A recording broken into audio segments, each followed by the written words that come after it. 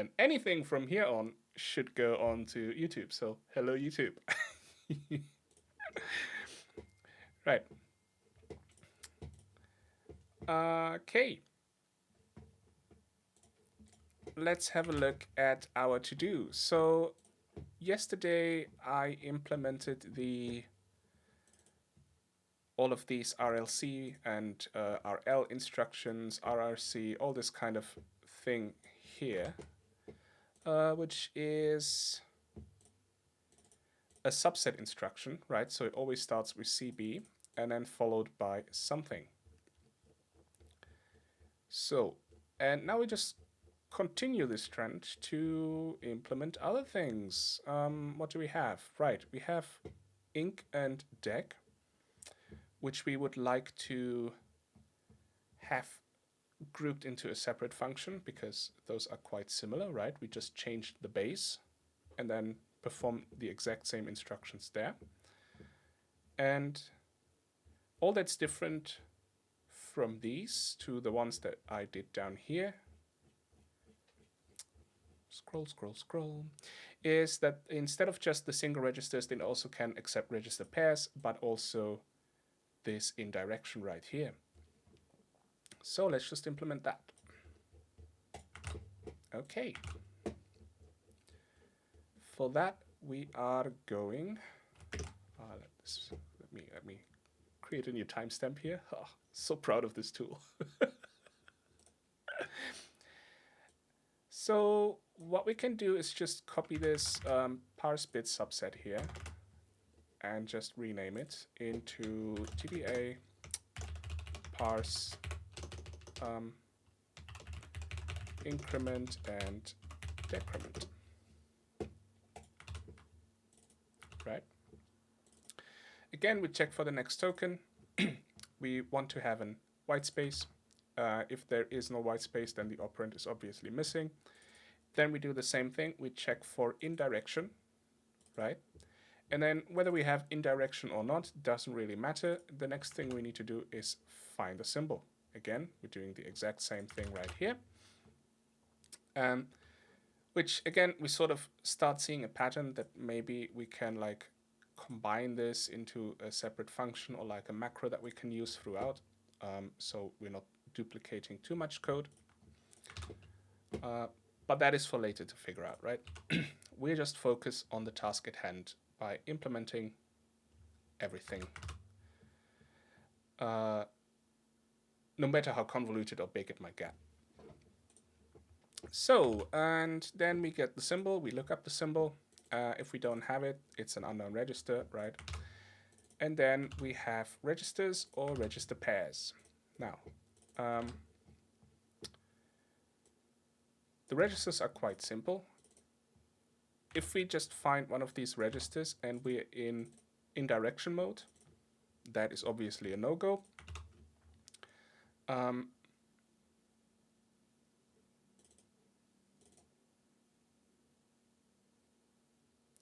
Invalid, let's not say register pair, but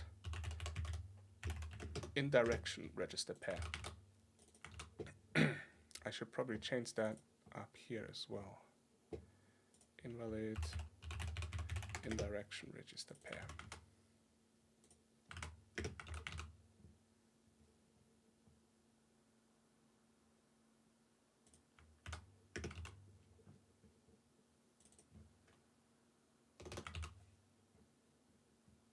Actually, just invalid indirection register.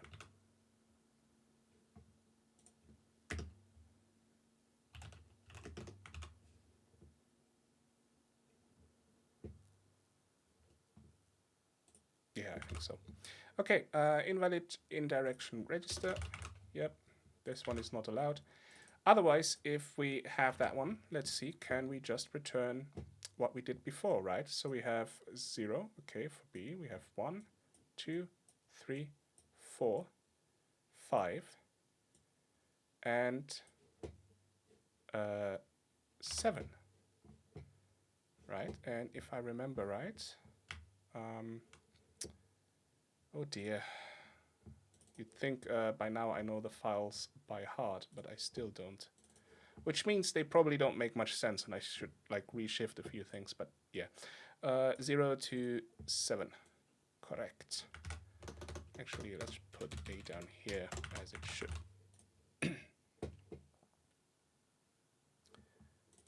Cool. So we just returned the operand. That's fine. But for register pair, we need to slightly readjust, right? Because if we find a register pair and we are not in indirection, this now is a valid mode, right? Because we can have B, C, D, E, H, L, and SP, which are all perfectly valid registers. So we're going to slightly switch this up by just having the switch here and not worry about indirection in this moment. And figure out what kind of pair we are actually getting.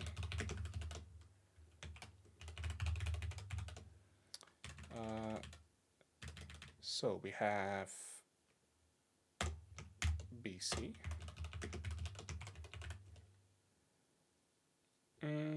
Actually,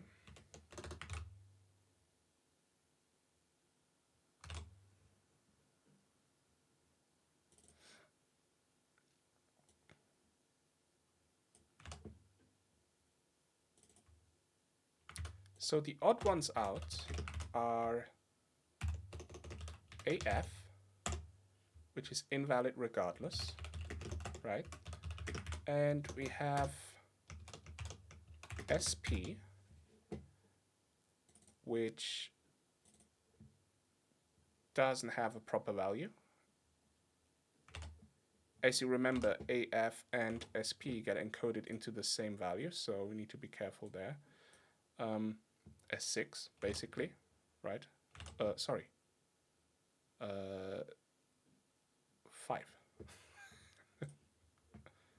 No, 6.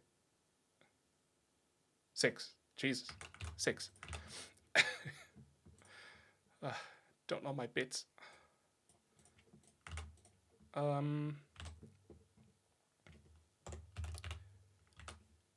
Whoa. So these two are the odd ones out, and then HL depends, you know, if we are in indirection mode or not. So actually, oh yeah, it's slightly different encoded. Oh, that is annoying. Well, okay, so if is indirection, then we set operand to something else. We set it to this, which is 6 again. Jesus. Okay, otherwise we set operand to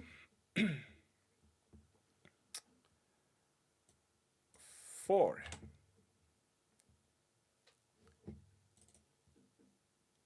Yes. Let's just do it this way.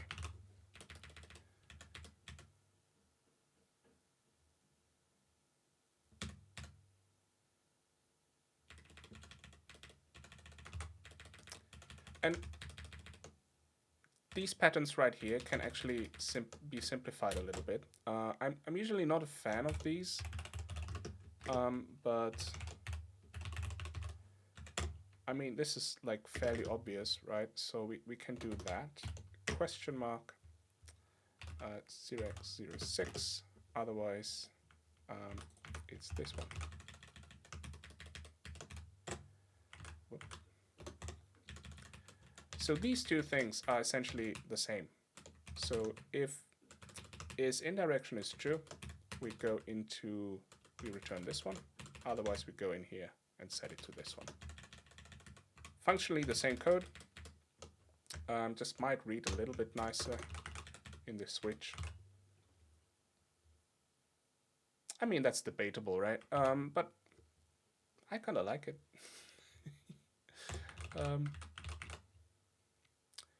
Hey, it's going all right. How are you? Um,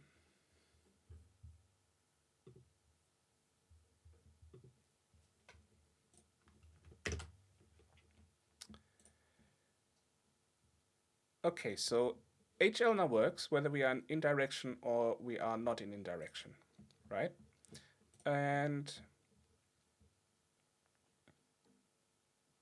let's see. Then we have SP and AF. Um, so SP is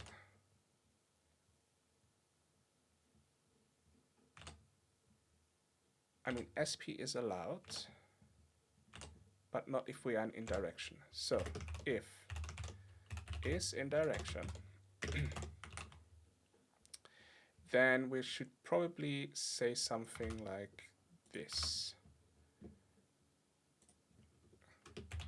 Invalid indirection register pair.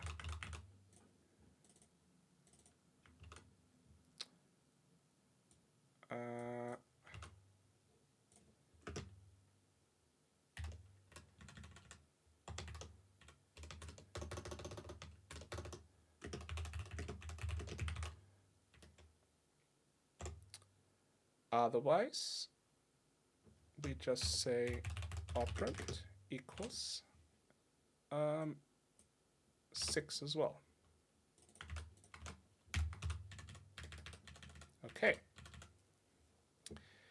An AF is not allowed no matter in which case we are in, right? There's no AF whatsoever, so we can say invalid register pair. Again, I need to kind of figure out how to do better error messages because it would be nice to say invalid indirection register pair if we are in indirection mode or not, but yeah, maybe this whole if we are in direction thing should maybe lead to a completely separate code path that I can share throughout all those different functions or whatnot, but right now, let's just continue as is. So we have this, we have this, we have HL, okay, and then everything else is basically allowed unless we are in indirection mode, right? So if is indirection, then again, just throw this little arrow right here, right? Otherwise, we return true. Need to remove this arrow right here. So, and then we can just say operand equals symbol info dot value. Because now we just return the value because we are now either have BC or we have DE, so we can just return the value as is. Yeah, maybe it would be nicer to have indirection in a completely separate code path because this is kind of getting insane, right? We can just say parse indirect HL. Let's make a note of this for later.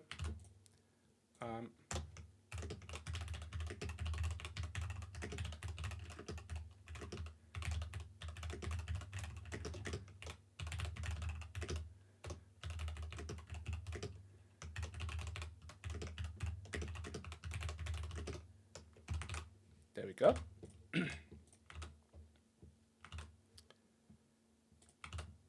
Because this is getting quite hard to follow. Like at the first glance, it's like, you know, all these cases, those switch cases, even like nested switch cases, then with if statements within those switch cases, it's just a bit messy. I mean, it does the job. You could follow it if you just read through it.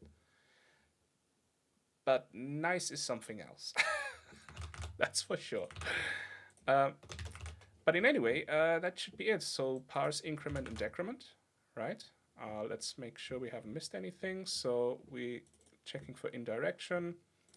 If we have a register and we're in direction mode, we fail. Otherwise, we just return the register value, and all of them are valid values, so that's cool.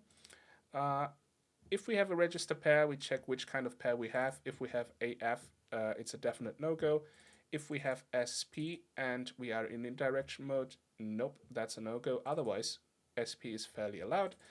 If we have HL, it's always allowed, but with different values that we're returning for either indirection mode or non-indirection mode, right? And then the default would be, well, if we are in indirection mode, then none of these other register pairs are valid. Otherwise, if we are not in indirection mode, those are valid. There we go. Whew, quite a mouthful. Okay, now we can add this, pass increment and decrement to the increment and decrement functions. Sorry, operations. So where are they? Inc. Ah, there we go. Inc and dec. So essentially, if this is false and we have the context, and we can just use destination as well here. If this fails, we just return out of here. Otherwise, we just write what we need to. So context output.data. The context, we have the output offset, which we immediately increment, and then we need to write it out. So for increment, well, see, now this is a bit more tricky, because the base changes, and I should have thought about this, but didn't. My bad. The base changes based on whether we have single registers, right? Or we have register pairs, or indirection.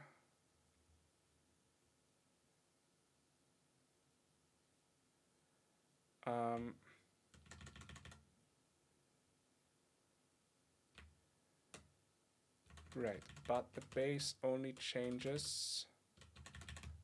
Let me solve this.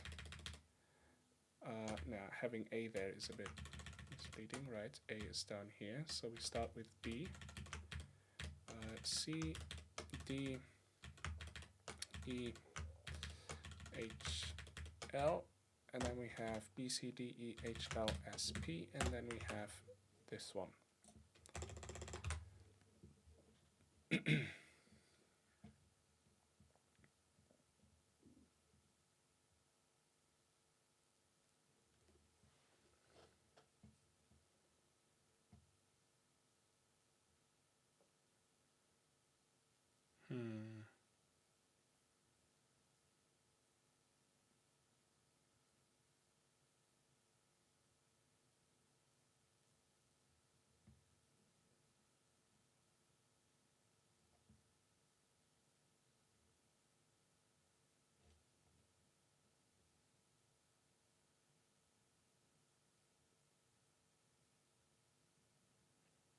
Oh no.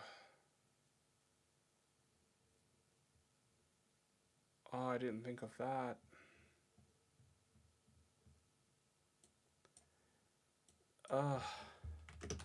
So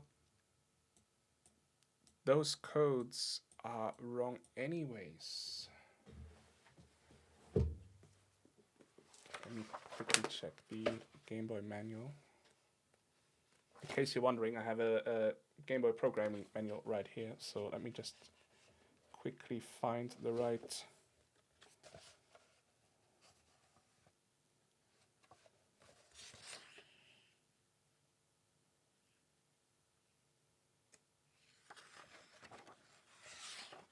Because I thought registers are always encoded the same way, and it seems normal registers are, but register pairs are probably not.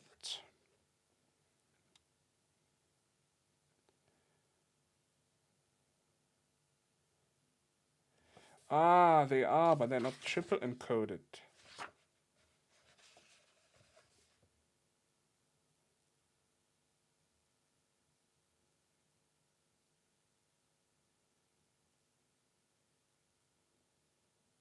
Oh, okay.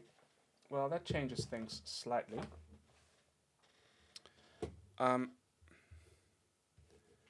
so basically, these are encoded with just 2 bits, right? So um, BC is still 0, DE is 1, HL is 2,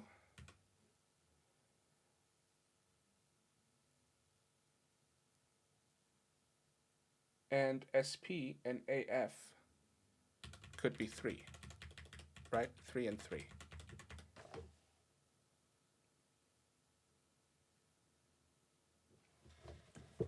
Okay, so that changes the shifting slightly. So I have to check where I use these. I think in the bit subset. No, we only have register pair HL right here, which shouldn't be 6 though.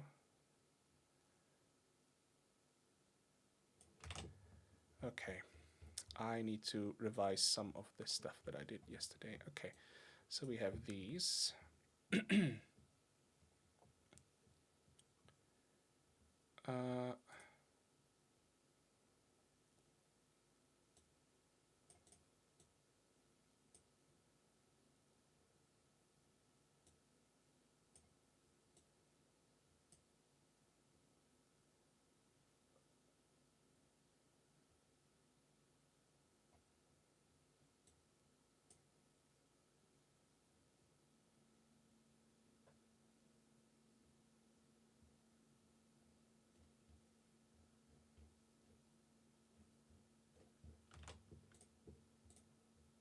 No, I mean, this is okay.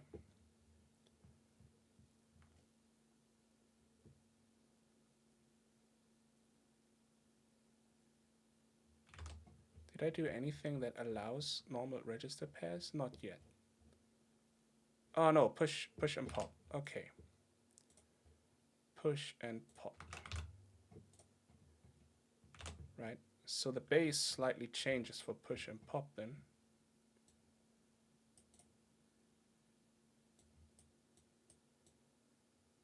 Yeah, see?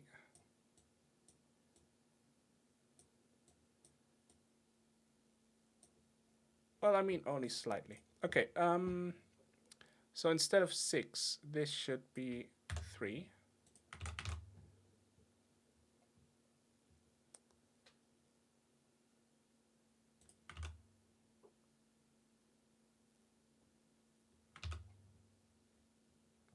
Yes.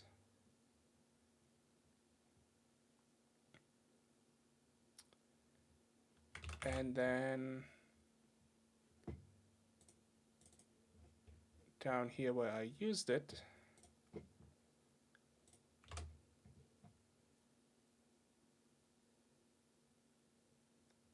we shift it in by 4. And it's 0 anyways, which is fine. So 4. Cool.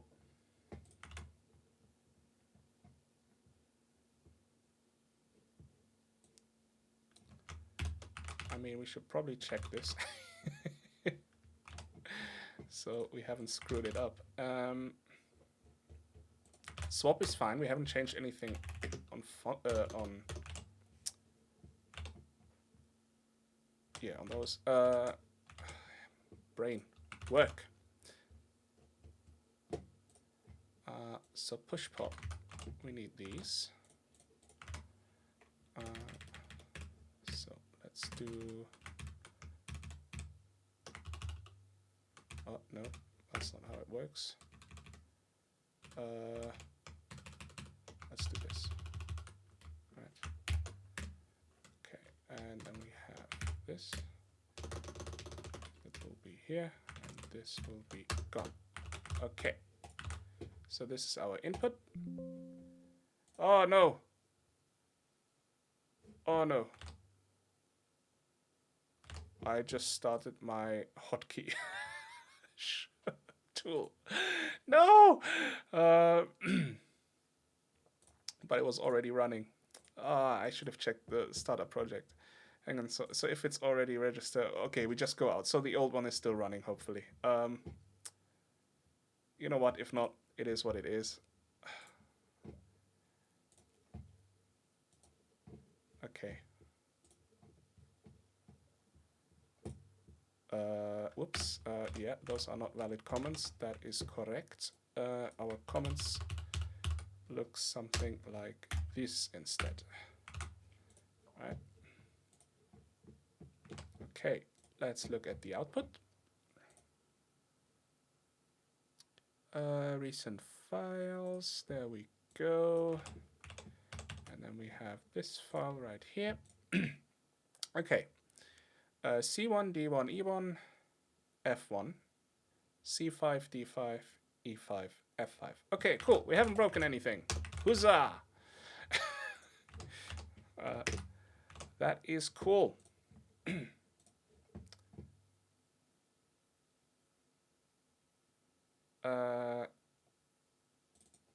Now, I'm curious if this still works. Hang on. Yes.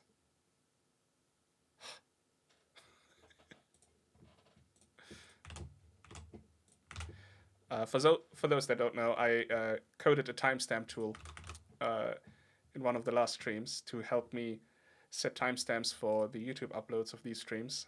So I have a little shortcut where it just writes the current timestamp since I was going live into a text file. So I can just copy paste that into the YouTube descriptions, and and I accidentally started it in debug mode again, even though it was already running. So I got a bit worried that I no longer write timestamps into the file, but it works. Anyway, okay, sorry for the distraction. Let's go back to parse increment and decrement. So this one is a bit annoying because the base changes depending on the argument, right? So these are triple encoded. So these work just fine. So this is always the same base. However, here suddenly have a different base.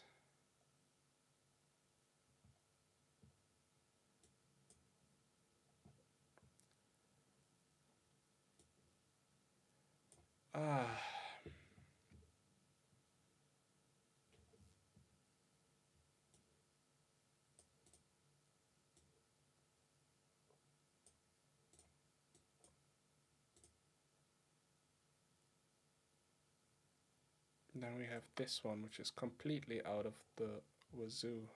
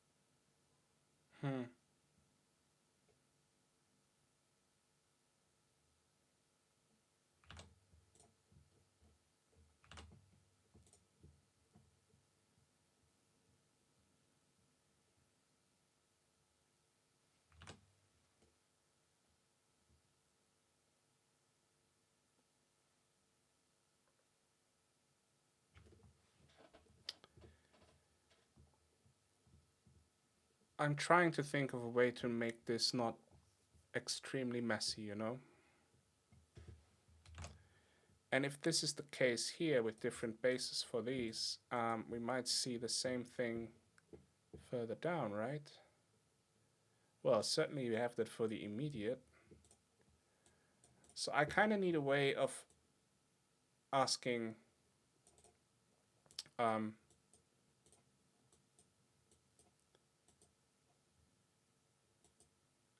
do we have arguments at all?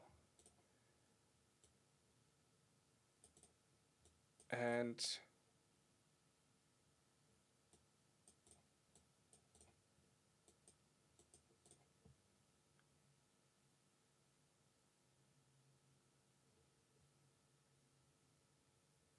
I mean, I could probably...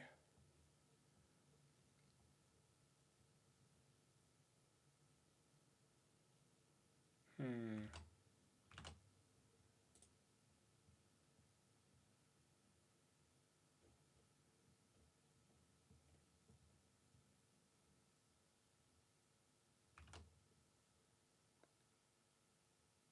Yeah, see, this is where it would have been helpful to split it up in even smaller chunks beforehand, so I can just simply build it like with little Lego blocks and not worry about, you know,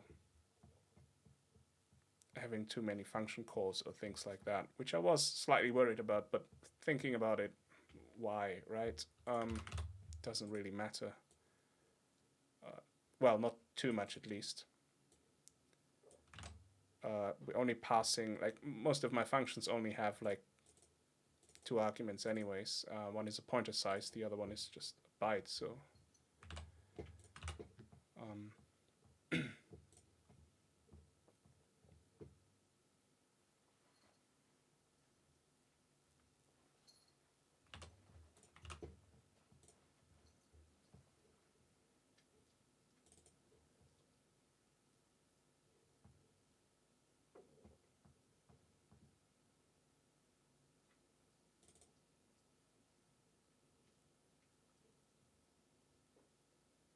mm,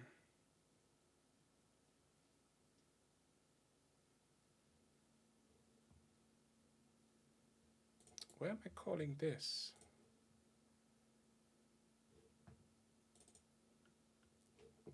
Nowhere. What? Yeah, nowhere.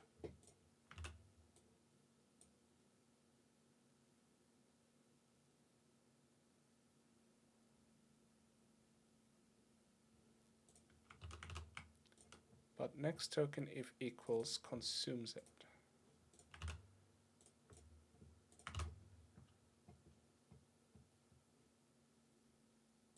Okay, so what I'm imagining, what I could do is something like this. Let's just have a like a prototype function in here, right? So it should be as follows. If let's have a bool. Uh,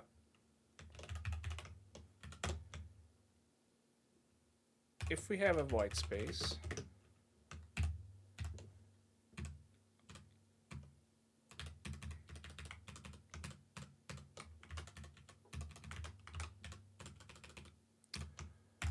for um,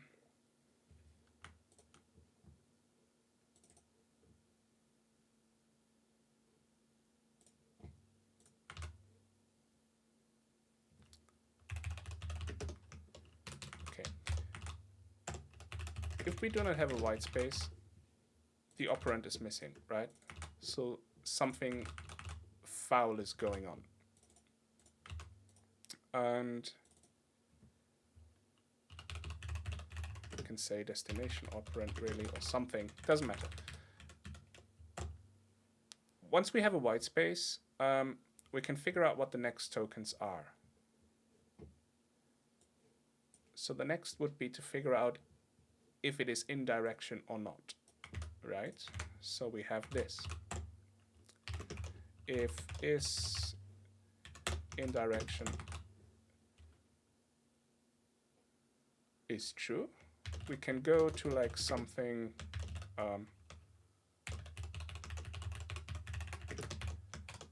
pass in direction, right? And that has a different base.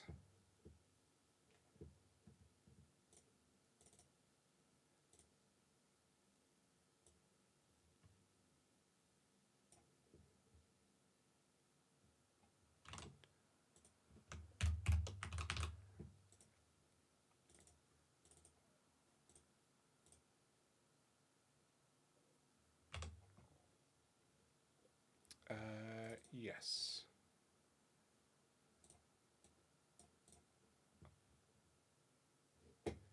And down here, let's see, indirection HL. I mean, it kind of has the same base, but just a different... Okay, but whatever.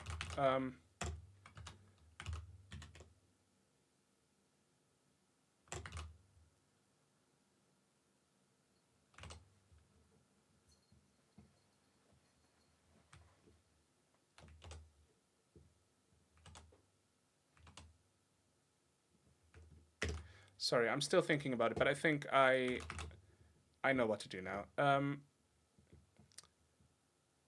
We just need a bit more fine-grained functions than I have created so far.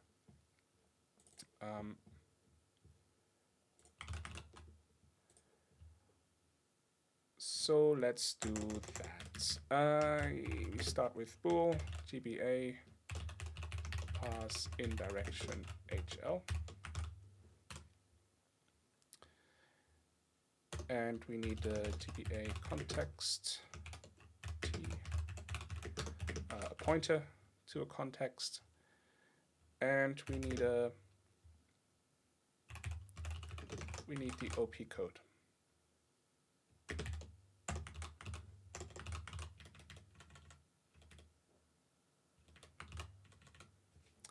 Because I also kind of don't like the way I'm writing things outside here, I can maybe push the writing into these functions as well.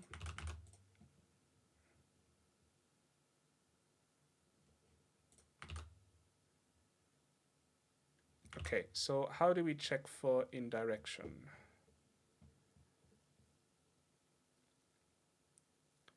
Well, we already have indirection in this moment. So this will be called after this check, whether we have an indirection token or not. And this is the part where we then pass whatever is past the indirection, right? So let's say we have ink or whatever, and then we have the indirection token to signify an indirection, right? And then it could be HL, SP, it could be a number or whatever. So this is the moment where we try to parse and check for HL, because I specifically named this pass indirection HL. So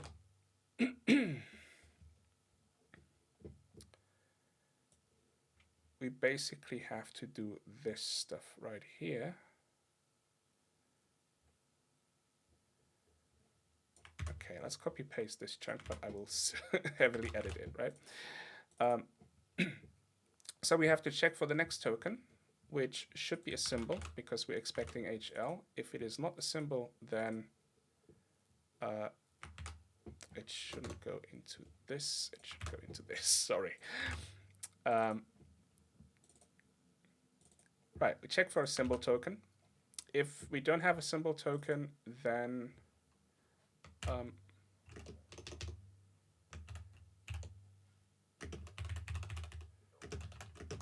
HL register pair is missing.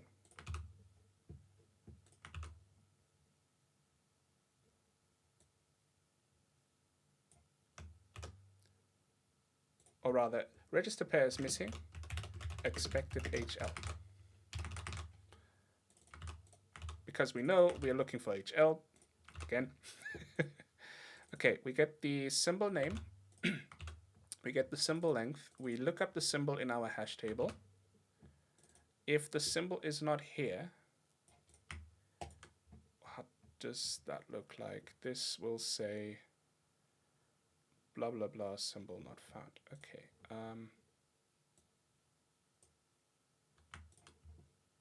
I kind of hate these formats of okay.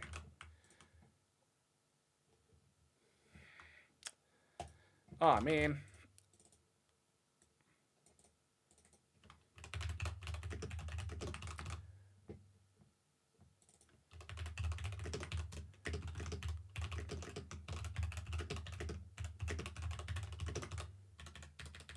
Okay, let's have it to do what it should say instead. It should say unknown register pair and then the symbol name you're trying to look up.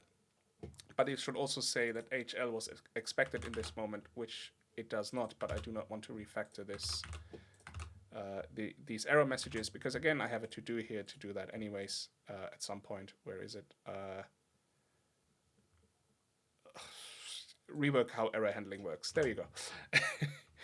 So we look up the symbol by name. We find a symbol key, right? So we actually find a symbol based on this name.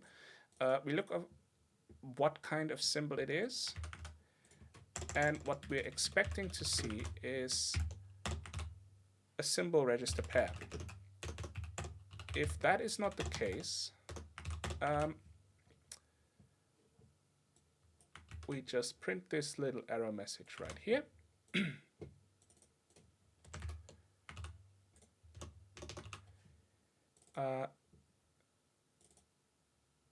Yeah, again, we can just say invalid register pair as well, because it's not what we expected. If it is just like a register or whatever, we just say invalid register pair. But again, to do, it should say what actually was expected, because we want nice error messages, right? We don't just want the user to have to guess.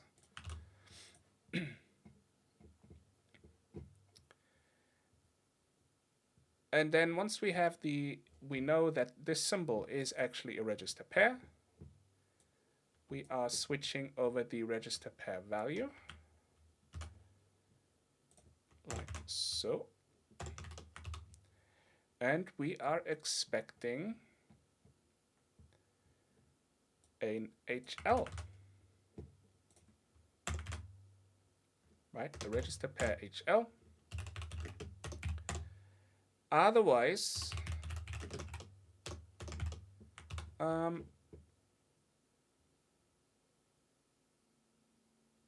wonder if switch is actually the best thing here, because we're just checking for one little thing and we can just fall through to the error anyways. So I might actually do that.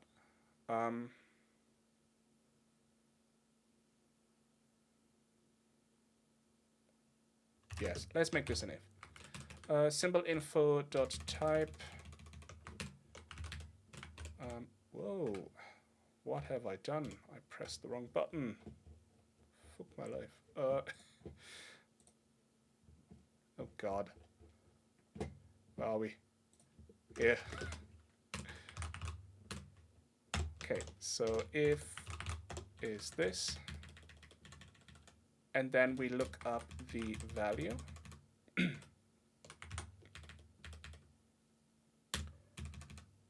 Which again, we can just do actually in the same if. So what we can say is this, and what we're expecting is the value. Well, that looks a bit cleaner. Otherwise, we do this, return false, done. Okay, and if both of these conditions are true, then we basically write to the output file, which we now do inside of there. I think that is way neater than having this out here, right? So, and since we're just giving the OP code into this function, we can just say, right, like this, and then OP code. There you go.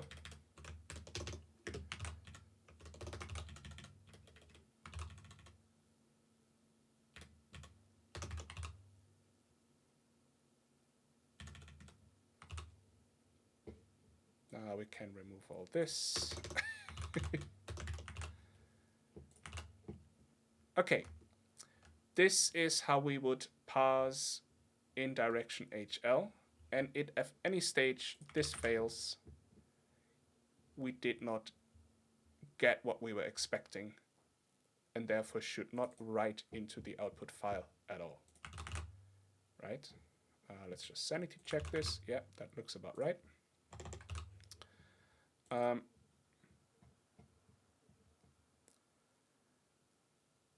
I think parse end of line is still good.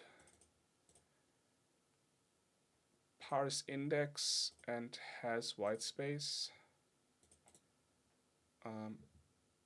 So again, I think I don't use this anywhere.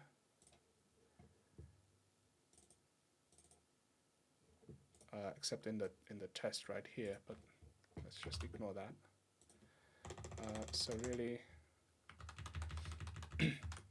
actually I should also probably rework parse index, or at least think about it. So what I like to do, why I'm pushing this down with lots of spaces, is just for me as a mental model of like everything that's on the top is stuff that I could reason about and that works and I want to keep, right?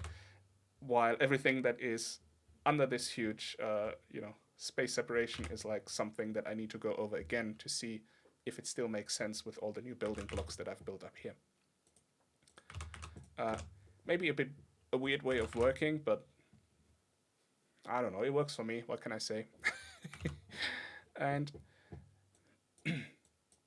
so then we have the same for these instructions right here.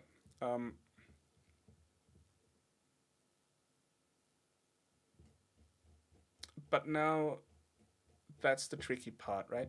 So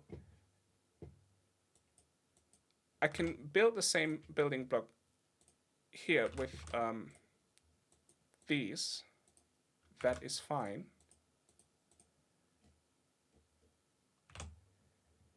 However, the position of these registers in the OP code that we need to write to the output file differs, right? It differs depending on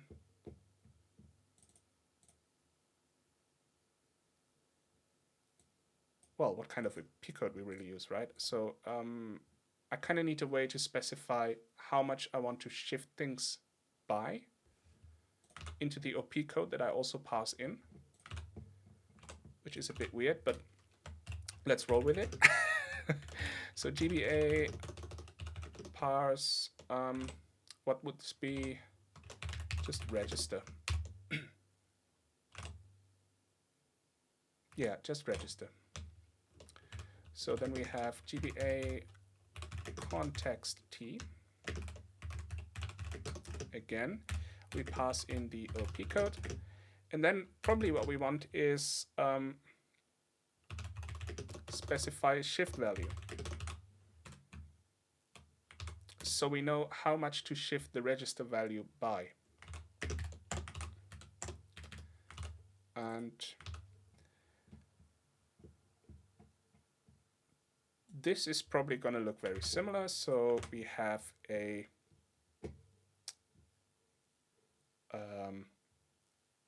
apologies, we have a symbol token, right? But now we're saying we expect A, B, C, D, E, H, or L. As I said, I like very descriptive errors. That's why I put so much importance in the to-do, that I want to rework how these error handlings work. Because good error messages are a must. Okay. Again, we can copy this code on how to look up symbols. At some point, we could make this a macro maybe, so we do not copy the code. I don't think it would be worthwhile to bundle this up into a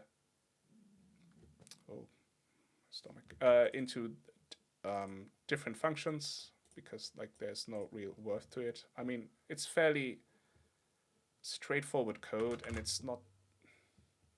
I don't know. What I'm trying to say is this is a duplication I'm kind of okay with, right? Because it's very straightforward things we're doing. We're fetching a symbol name, we're getting a symbol length, and we're looking it up, right? Like how much more do you want to abstract this? Wouldn't make any sense really. So should say A, B, C, D, E, H, or L are expected.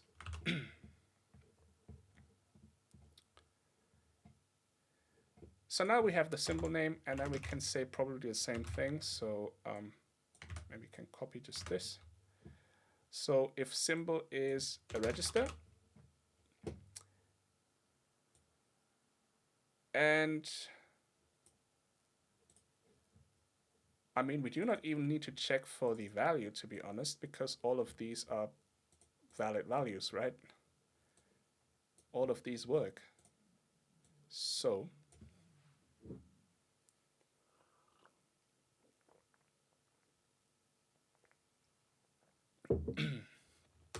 so we can just do it this way. But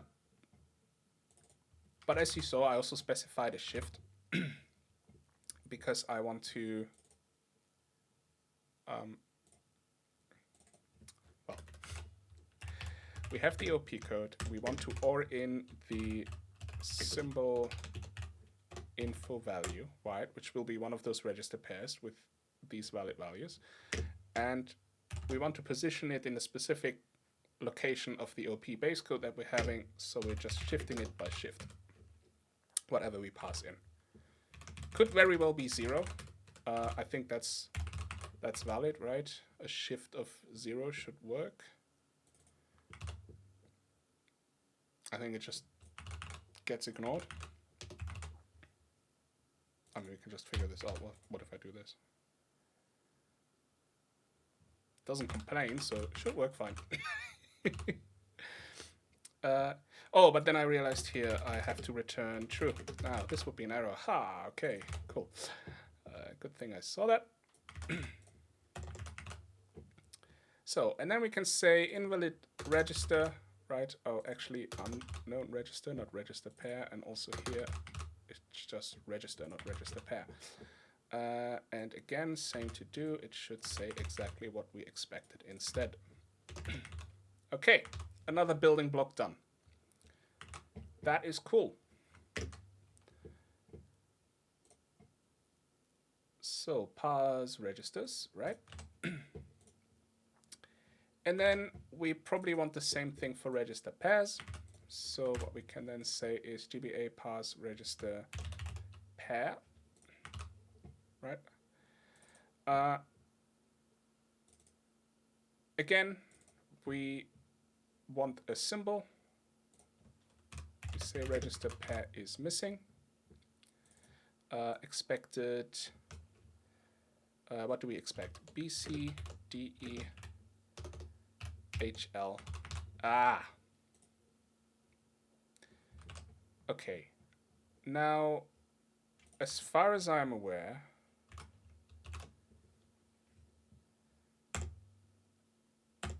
there are no instructions that mix SP or AF in any way. So it's either SP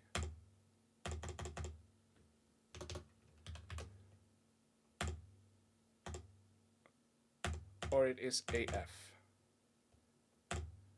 And in fact, only push and pop really allow for AF.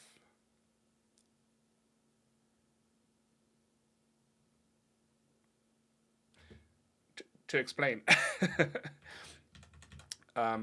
SP is the stack pointer, right? So the pointer of your stack in the Game Boy where you're actually at. So you have to imagine on a stack you can push on values and it just grows, right? Or you remove stuff from the stack, so the stack pointer then decreases, right? Or the other way around, depending.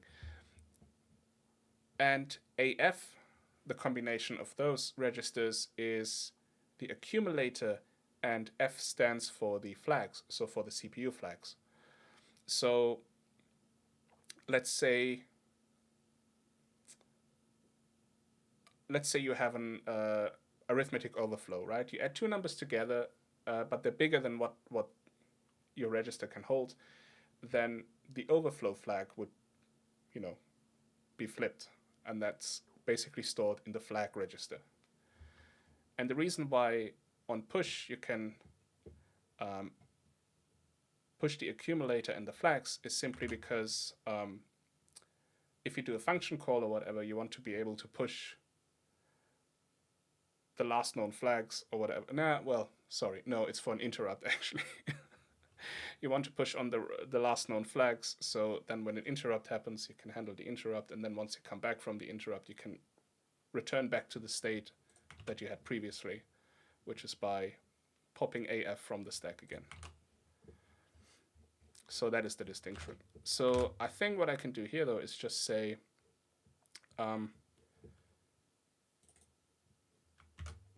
Right, we can just say which one of these is disallowed.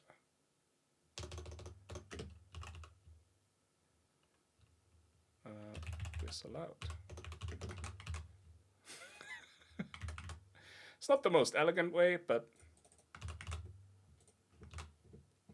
let's just leave it. Okay, so register pair is missing. We expected B, C, D, E, H, L.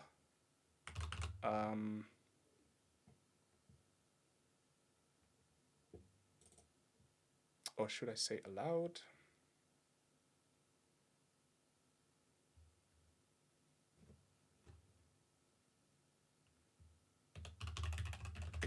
Additional.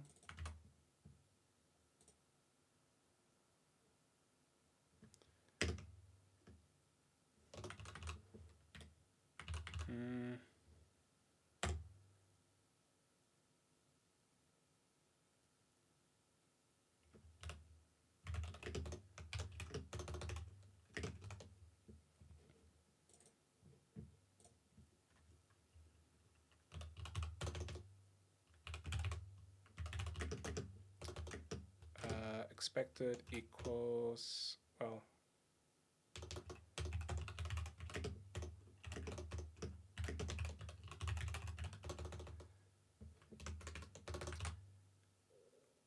actually for the most time we just expect SP, right? So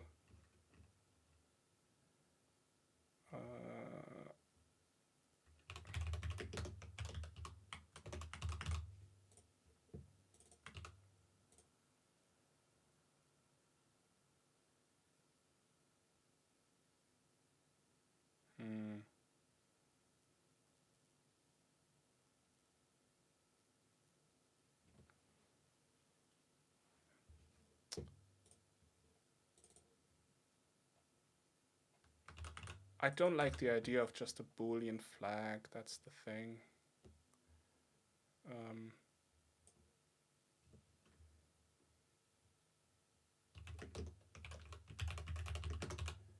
But I also don't want to split this up necessarily. Or should I not worry and just split it up?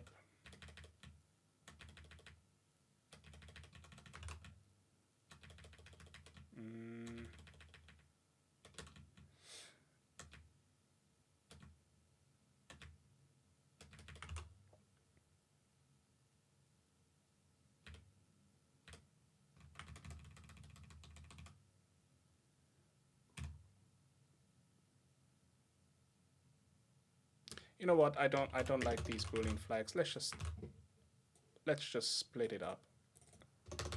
So this one specifically requires SP.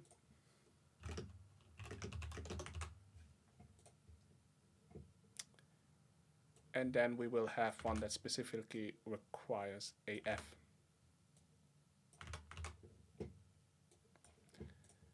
Okay, register pair is missing, expected blah blah blah, unknown register pair, and then invalid register pair right here. So if symbol info type is a register and symbol info, no, we need to actually do it this way. Switch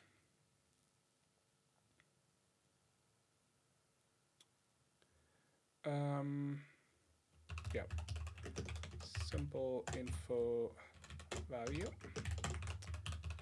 and then if it is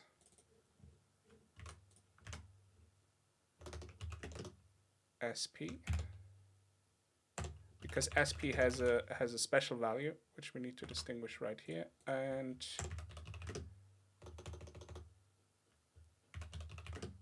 if it is can't type AF, do something else, otherwise just write this to the output.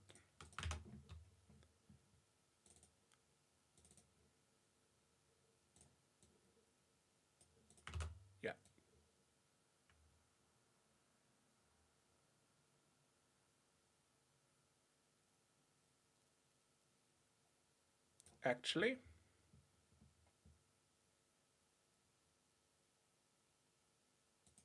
we can do it this way. U8 code, and then if, actually, no, code equals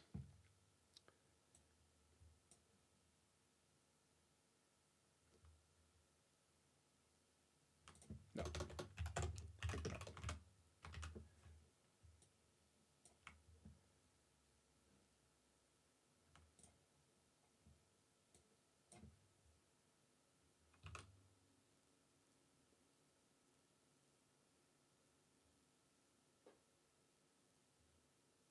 Now I tried to make this a bit fancier, but nah, that's just again overcomplicating things. Return true in this case.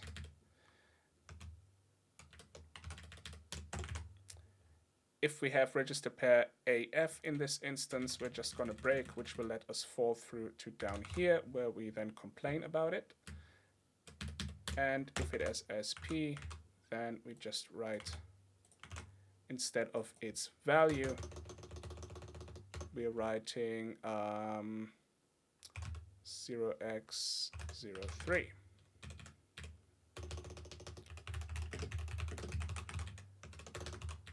Okay.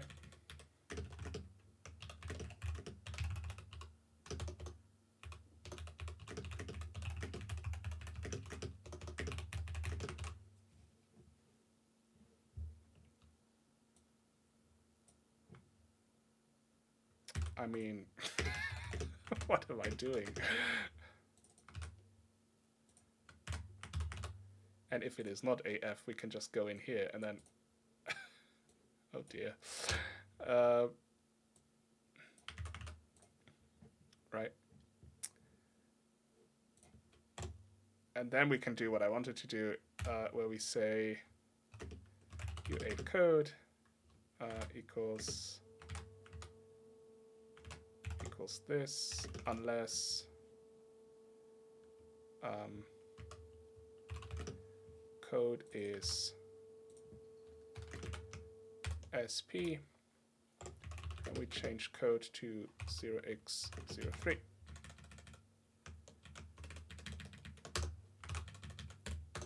And then we can just write that code.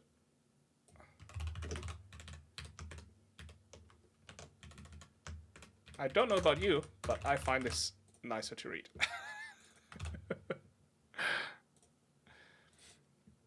So if we have a register and the register value is not AF, because if it is, then, well, oh boy, you are wrong. Then we set the code to whatever the value of the symbol is we're having. But if that code actually turns out to be SP, then we need to slightly adjust it, because AF and SP have the same value, right? Except not on the enum, because we kind of want to distinguish between those two different cases, because they belong to two different symbols. Okay. Now, yeah, I think this is all right. So now we can just copy paste this and say this is the one which needs AF instead of FP, right? So AF, AF. So if it is not SP, but if it is AF, do this.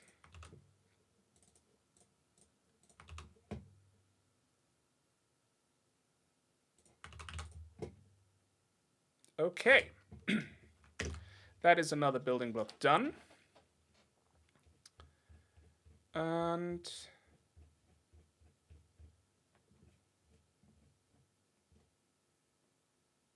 so we have indirection HL specifically. We have pass register. We have pass register pair with SP. We have pass register pair with AF. Right. And then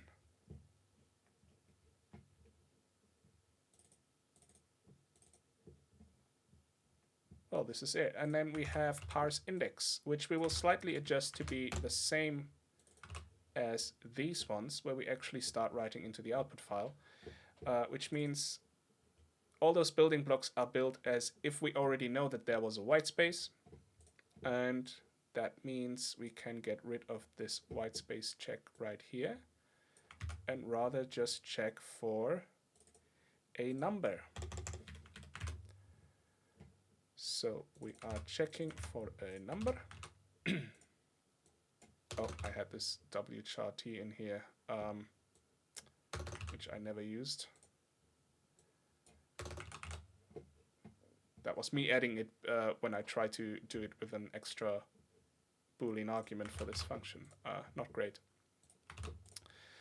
Okay, so we're looking for a number. If we do not have the number, then we say, what do we say? We say index is missing.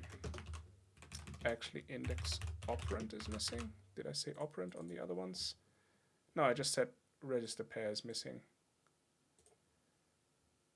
And up here, yeah, I never said operand. Okay, so index is missing. Expected index of 0 to 7.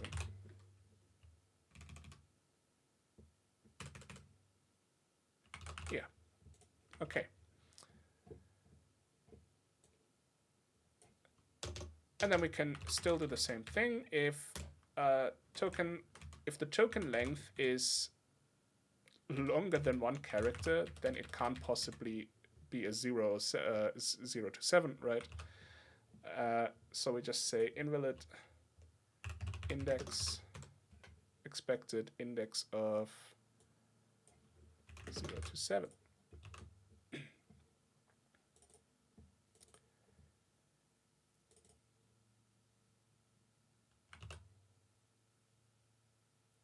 Okay, and then we do another check, because this just means it's like it has more than one character, right? So it also might not even be a number, who knows, but we don't care. This is like a a quick check that we can do. How long is our token? And if it is longer than one character, then it can't possibly be 0, 1, 2, 3, or up to 7, right? And now we actually need to check, because it might also be number 8 or 9, right? We need to get the actual value out. So we fetch that single character. We subtract hex 30 from it, which is where the ASCII range of 0 begins. And then we just check, well, is it bigger than 7? If it is, invalid index, and we print out what kind of... Oh, should I print it out as well?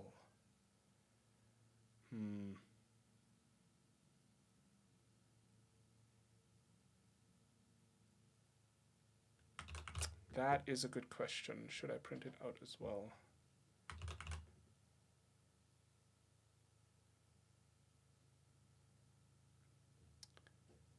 But that means writing a symbol error. Okay, I'm not going to worry for now, but this is a good to do. Print out the invalid index value.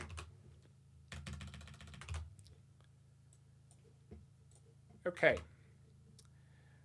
So invalid index of, I don't know, 8 or 9, whatever. Expected index of 0 to 7. Cool.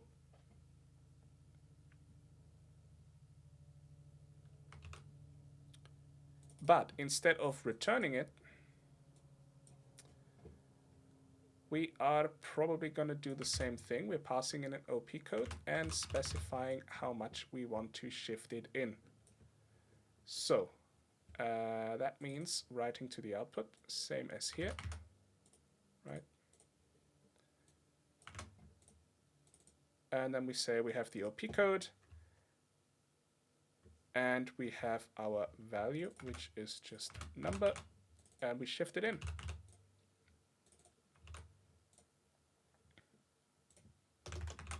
Okay, that is parse index.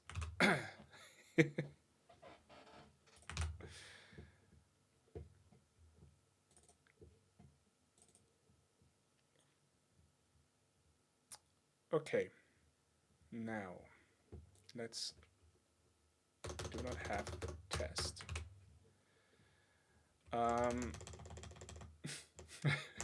Sorry with these spaces. I know it's confusing, but so we have parse tokens, which I suspect will be still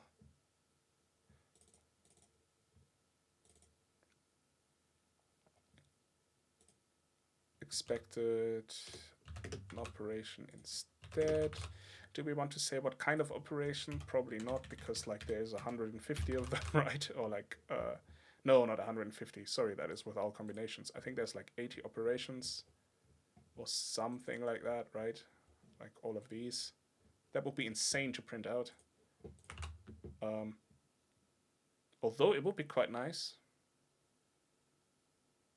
But then if you have multiple arrows, right, you just blow everything up with all the possible operations. So I think expected an operation instead here is just fine. Unexpected separator, unexpected indirection. Yes, yes, yes. This is all still okay. Then we have a token number where we can say unexpected number.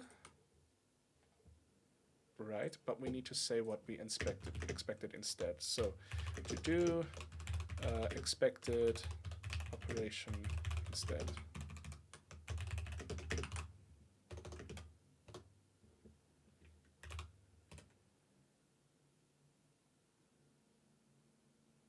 Yeah.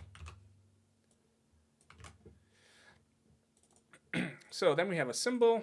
We're getting the symbol length. We're trying to look up the symbol. It is an unknown symbol.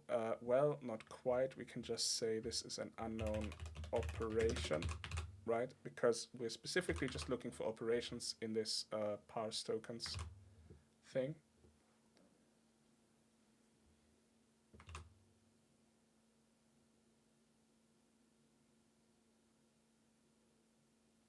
And now come to think of it, that should just be like one of those building blocks as well.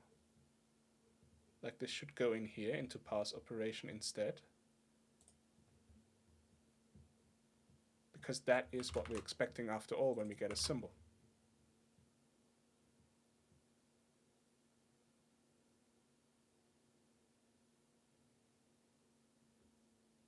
Ah, okay, no. I just thought of something which... so I'm not going to touch that now because at some point we will also have labels. So we can have something like my label, right? And this would be recognized as a symbol. So we're reading the symbol, and if this symbol is not, you know, one of these recognized operations, then we probably want to hold on to the symbol and check the next character to see if it is like, yeah, if we basically have this token.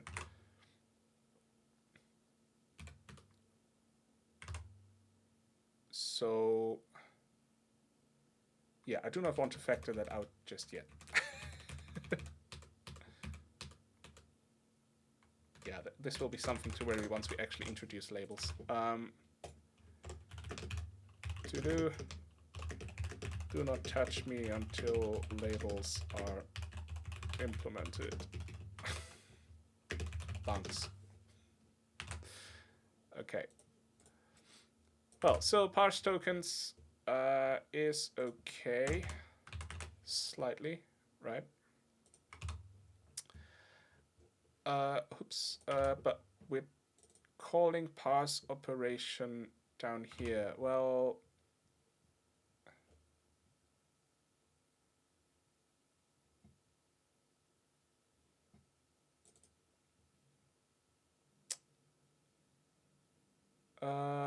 yeah, I suppose that is still fine. We're passing in the symbol info and the context. And well, we do no longer need to hold on to output because that has changed. this was kind of nonsensical as well, or do I use value anywhere else? I do not. Okay, so let's just put this in here.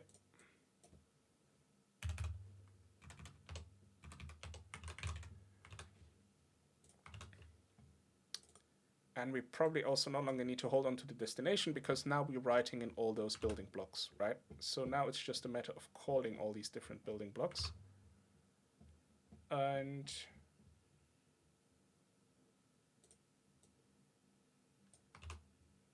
well, except for the single argument ones, okay, yeah, right, okay.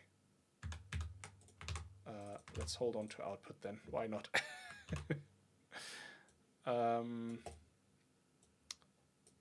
But this is just info value, and destination we definitely do not need. Okay, so let me just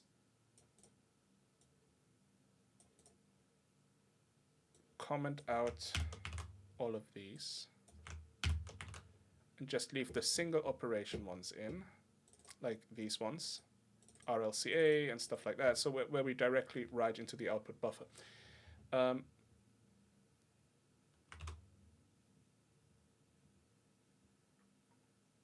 Except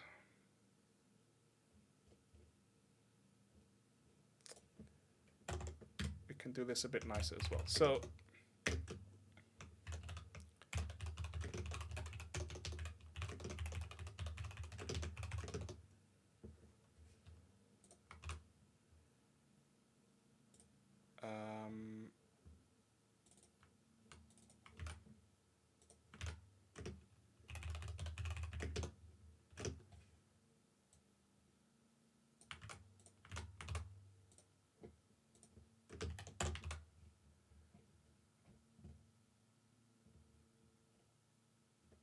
I'll explain in a second what I'm trying to do here, but basically we can store this value as the value for this enum and just directly write it out into the file, right?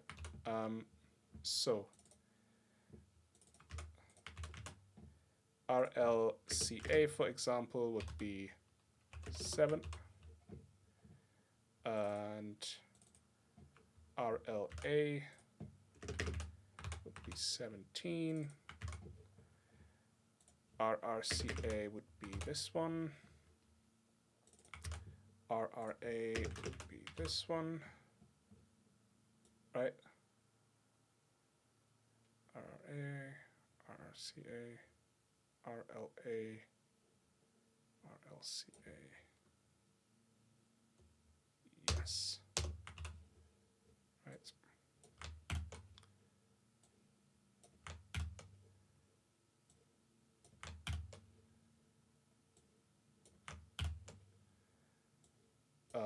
Okay, I should have just commented all of this out. Whatever. Make my life hard sometimes.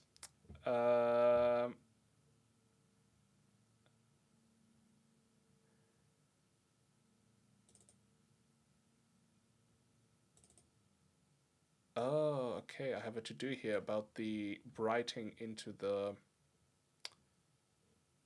ROM. We need to check that we do not write out of bounds, which is entirely correct. That is true. But that should have been in this to-do because I completely forgot about it.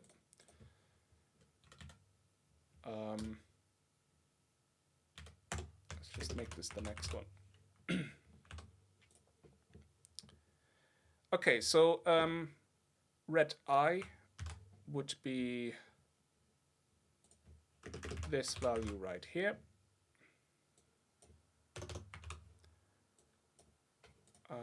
RST, let's just comment it out.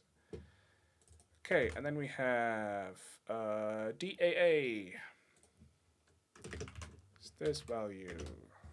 CPL is this value. No op. 0, 0. CCF is this one right here. SCF. Then we have DI. Then we have Oh, sorry, you probably can't see that because of my portrait, but then we have EI,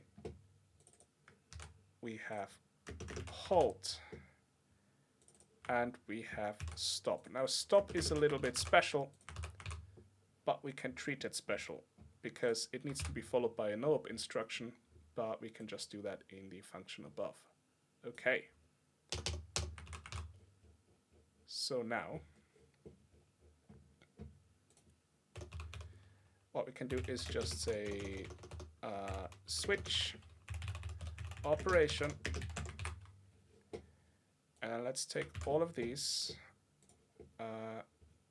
I'll just use Sublime for some formatting. Apologies. So like so, and these, and that's it.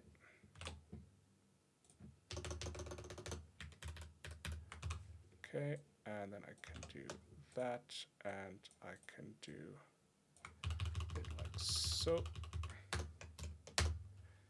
and then case. Yep. There you go. I like to use Sublime Text for like quick editing like this. I have no idea if Visual Studio even has multi-line editing. I should probably just write code in Sublime Text, to be honest. But I was a bit lazy to like set up, you know, command line compilers and stuff like that. And also like kind of like some features of Visual Studio, like the error list and things like that. I could probably use VS Code, but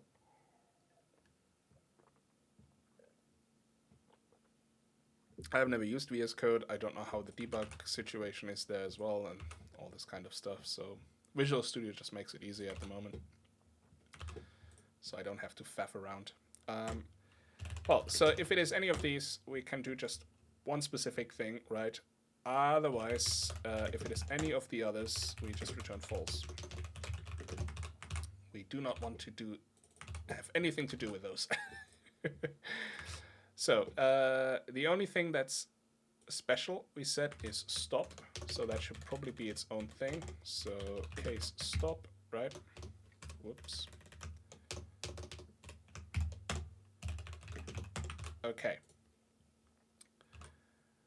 So what can we do now? Well, we can just write what we need into the output. And we say context, output, data, context, output offset, increment, and what we're writing is just the operation. Bam! Will you look at that?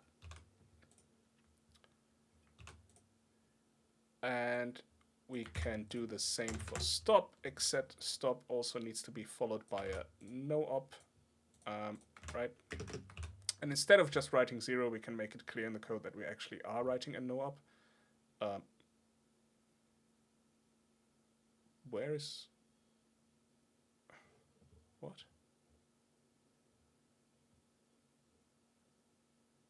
Am I blind?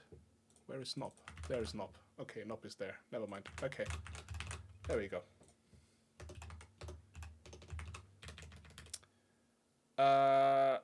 Except for these, we probably want... you know what? We can make this even better. No, shit, we can't. Never mind. I was thinking, what if I turn these around? So it can fall through, you know?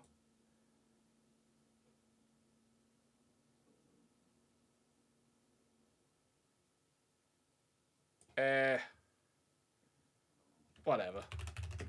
So return true. Return true.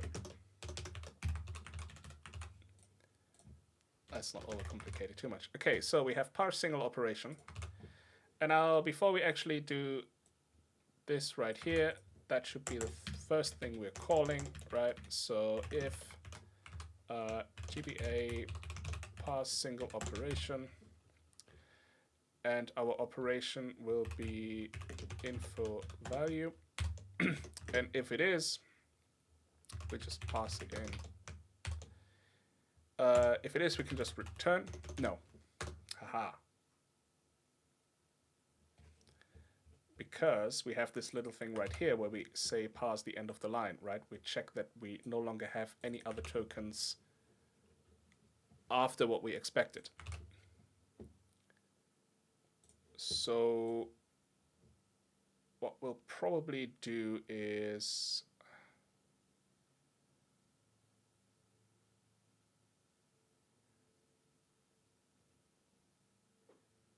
do I want to do that here? Checking that there's nothing else in there. Or do I want to do it one step above in parse tokens?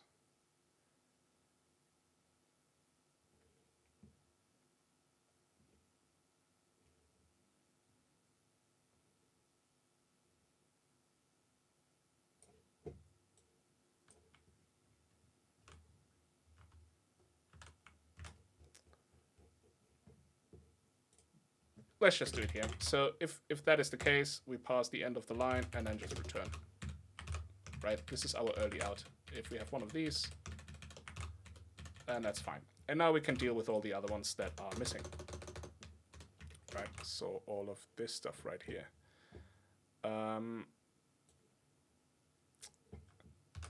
Let's just... I don't like that they don't all have numbers, so I really need to be careful about that, because this starts with 0 and now LD and knob have the same values, which is obviously not great. So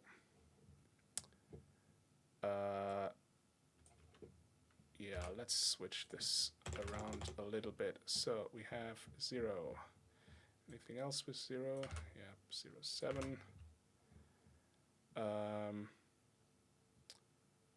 0F. Anything else with 0? No. Okay, 1. So we have 1, 7. 1F. Anything else with 1? 1, 0. Okay. So you go in here. Then we have 2s. We have 2, 7 and 2F. Cool. Any other 2s? No. 3s. Just these 2.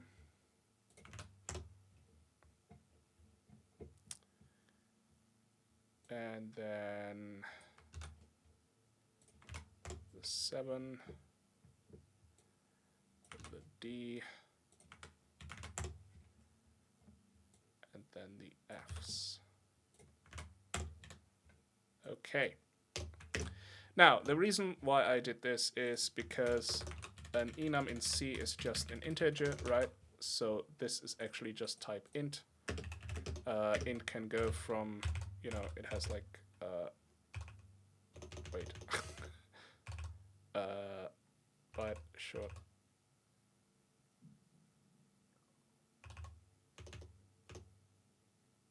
Yeah, whatever. So it has 4 bytes, right? So, and if you start numbering, then everything after a value with a number is just that value incremented by 1. So LD would be 0xfc, right? And then it goes on and on and on. And so eventually we would come to value ff, right? But because this is just an integer, what just would happen is it would be 0x100, right? And then just continues on with the values like that. So, and because we gave these specific numbers, we do not want the numbers to like be similar, because if I would be doing this, right, the next value would be 18, and then it would just continue until it reaches 1f, and it basically would mean that this 1f here and another one down here with 1f would have suddenly the same values, which is obviously not what we're desiring. So, just as a little explanation in case you didn't know.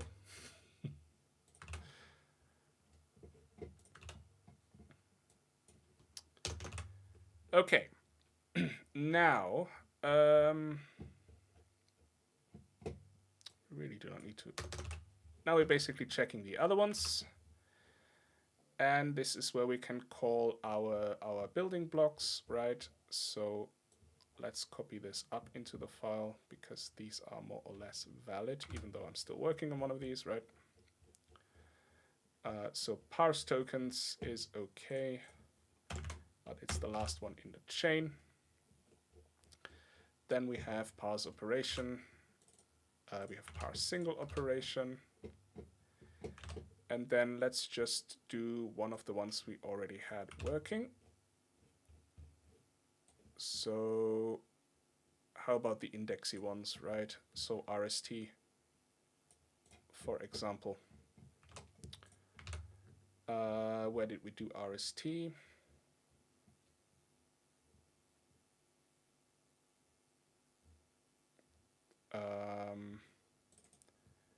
Down here we just set parse index. So now what we need to be doing is we should check for a white space first, right?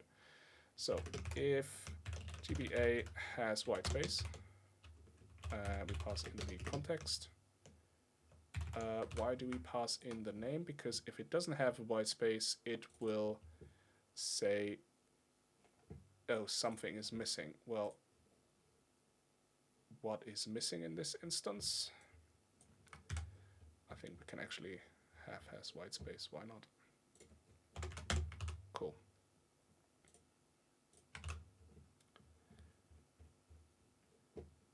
So what is missing? Index is missing.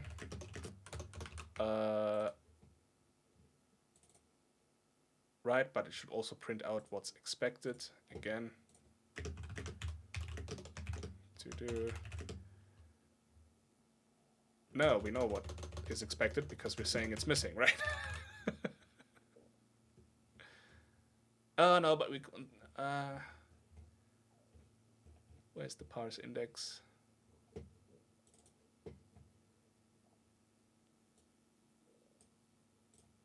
Yeah, I want the same error message basically. So index is missing, expected index of 0 to 7, right?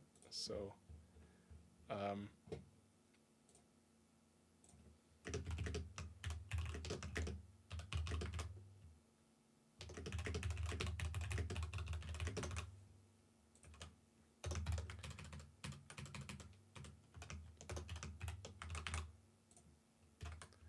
again, but that is for later when I actually deal with the error stuff.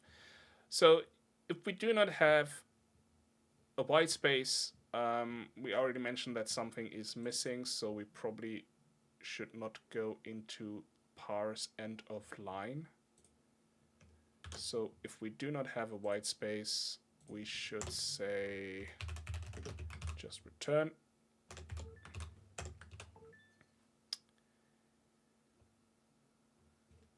This needs to be white characters, unfortunately. Okay, and then we can say GBA parse index with the context.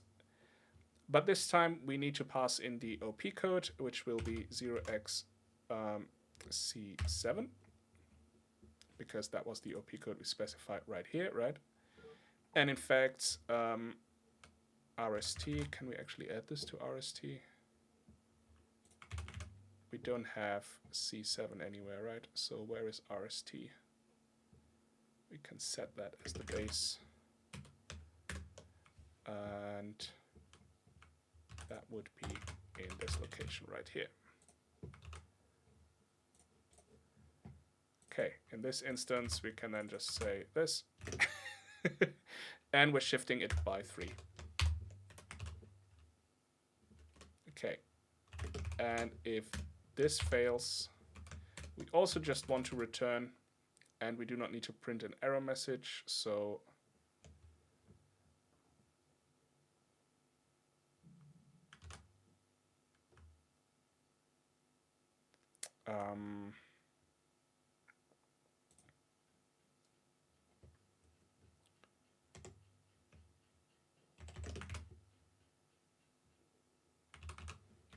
so like so.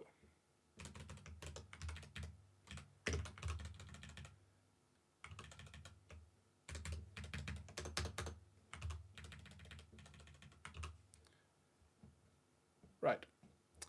Although, to make this even simpler, um,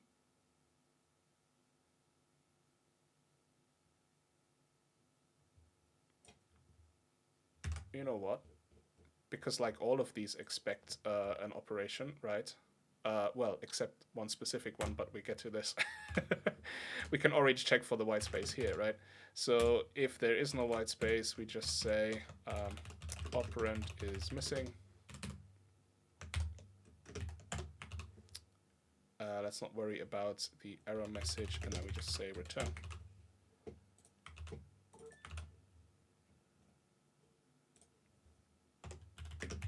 And then we just say parse OP codes with one operand.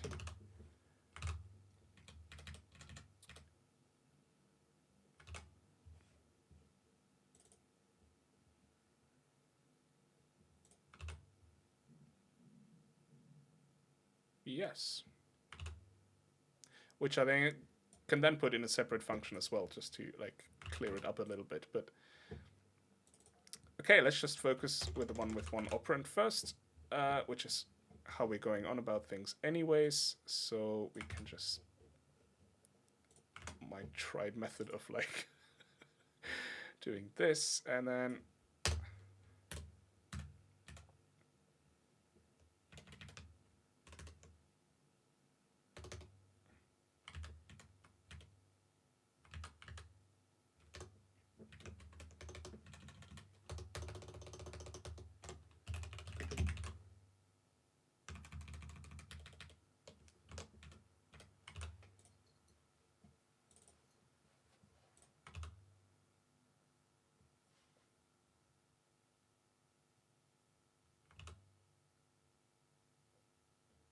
you know what? Or let's already put this in a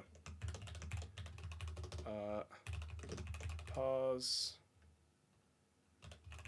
operation with single operand. Quite a mouthful, but whatever. And we can pass in the operation and the context. Right.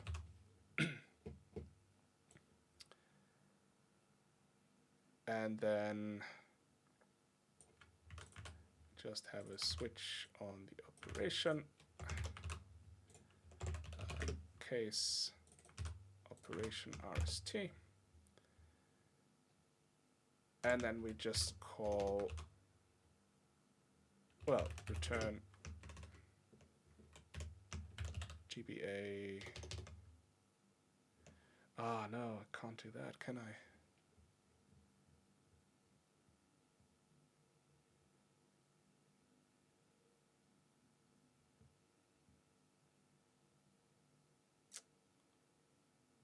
Nah, forget about that.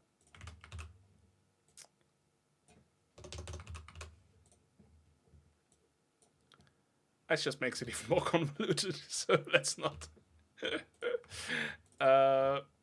Okay.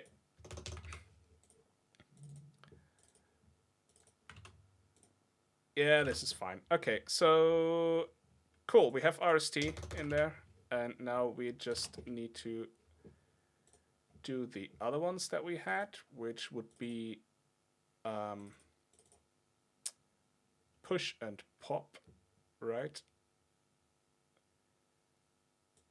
And the base would be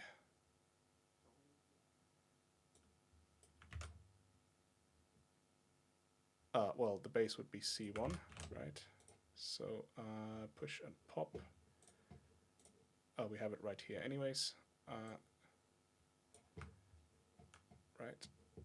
So we can probably do the same thing. Push 0x C1. No, sorry. Push is C5.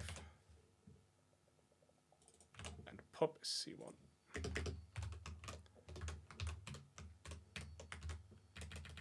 And this should go in here, but the other way around, right? Like this. C1, C5, C7.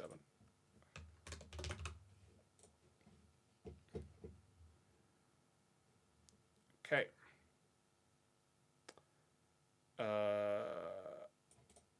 Right, let's do pop first because it's C1. Hey, thanks for the follow.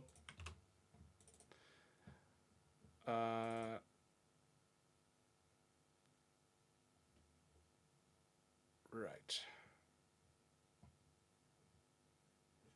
Now, in before I was calling parse, push, and pop. So what was this doing?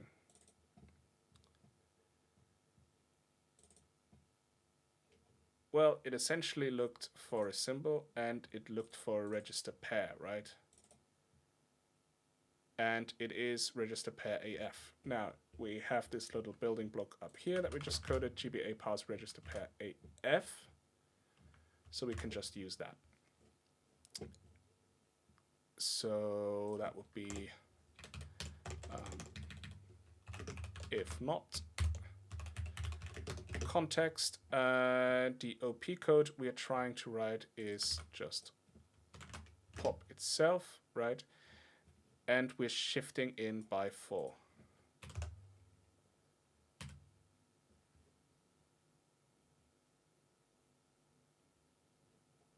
Yes. And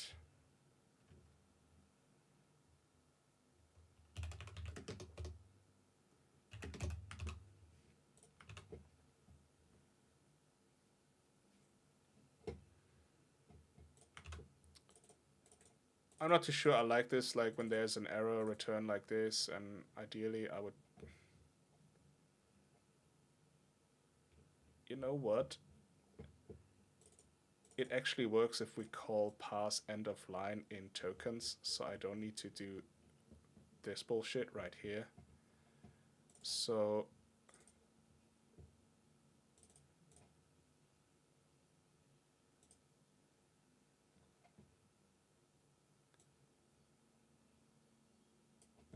yeah, let's do it that way. So we have a bool, parse operation. If we parse a single operation, if we successfully parsed it, we just return true, right?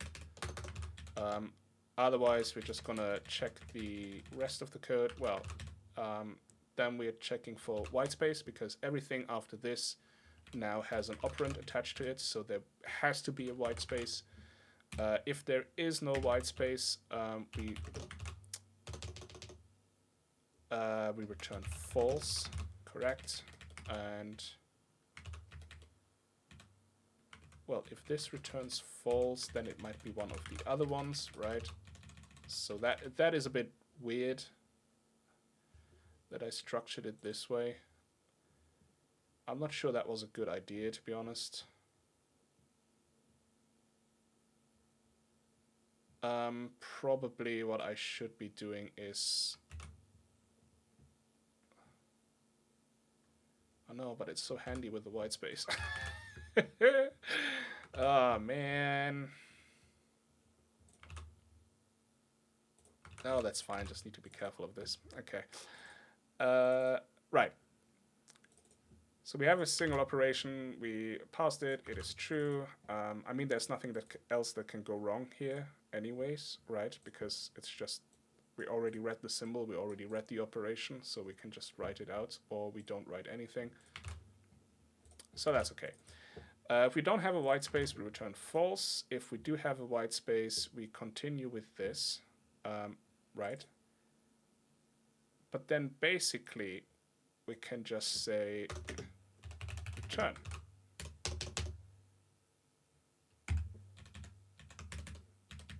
Now that makes it nicer. Look at that. Okay. Return. Yeah, I like this way more.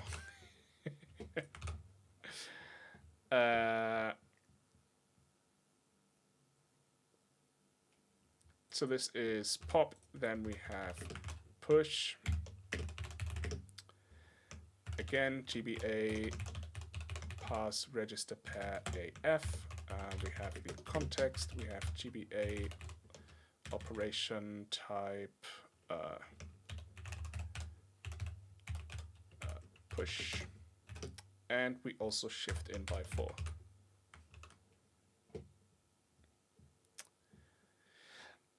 Now see, because we made these extra, I think only register pair,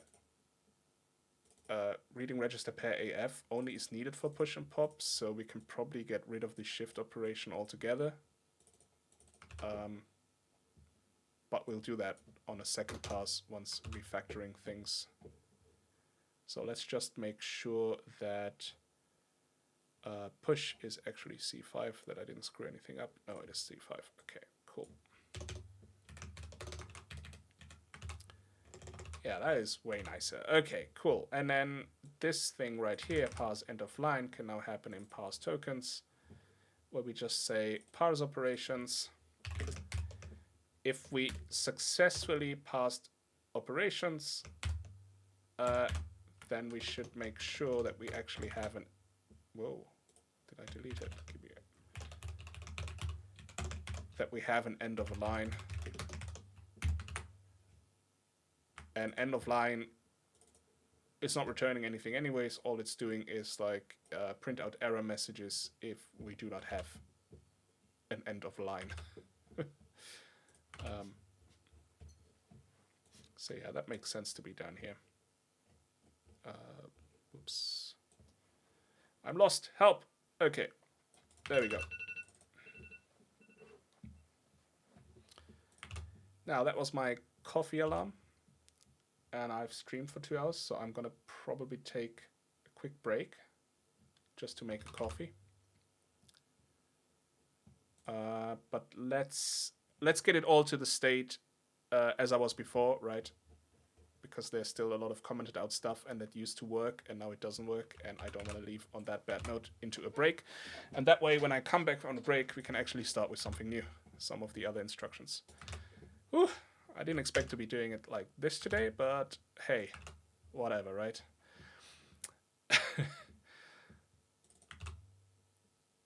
So if we do not have an operation, then yes, then we do not need to check end of line because that is already an error anyways. Yes, so this is still correct.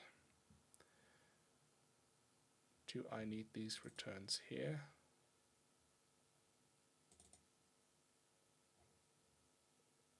For now, yes, I won't be touching this more because parse tokens will have to change anyways once labels are enabled and everything.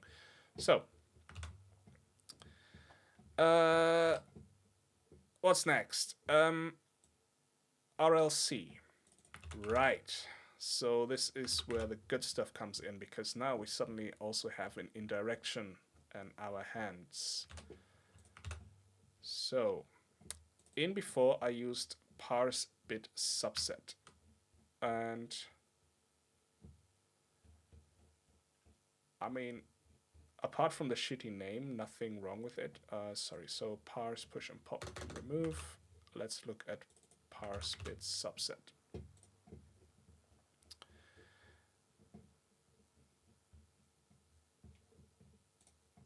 So we no longer need to check for the white space because the white space is known to us.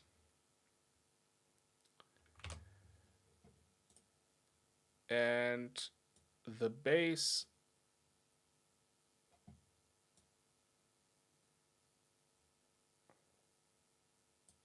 does not change because this is an entirely new subset. So the base is always the same even if we have an indirection, which makes it easier. So we can say operand, which is just the base.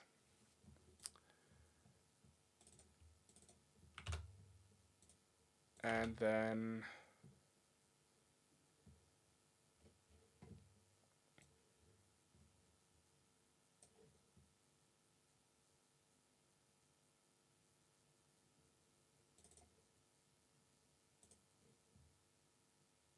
I just have to familiarize myself again with what I did right here.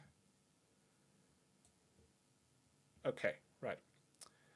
So we still need to check for indirection. So we still have this GBA get next token if equals, right? We're looking for an indirection token first. And if it is indeed an indirection, then what do we call? Well, we call GBA parse indirection HL, one of our new building blocks. And we pass in, oh, this no longer needs to be a pointer, right? This should be OP code instead. So, and then we just pass in the OP code right here. Okay. Now, because this is a subset and it always needs to be prefixed by CB, hex CB, right? Because it's one of these subset instructions. Where is it? Here. I can probably just write that out into the file no matter what, like into the output file. It doesn't really matter if we write something into the output file, but they're not following up with something valid, because if the assembler already fails due to an error, the output file is not to be trusted anyways, right? And also, we don't really need to, at the moment we just write into the output buffer, so if there's an error, we do not even need to create an output file. But I might want to change that at some point to actually, instead of writing into an output buffer, directly write into the output file. Actually, no, let me take that back. That doesn't make any sense, because we need to have symbol resolving at some point, so we always need to hold on to the output buffer. I know that might sound a bit confusing now, but it will be clear once we actually get to be doing that stuff. So let's just write CB to the output buffer. Again, this will just be context, output, data, and it will be on the position context output offset, which we immediately increment afterwards. And what we're writing is CB. Right.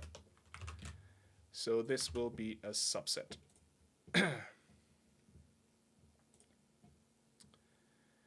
Then we check for an indirection. If it is an indirection, we just call GBA pass indirection HL with a specific OP code. And if we check in here, we just, write out the OP code.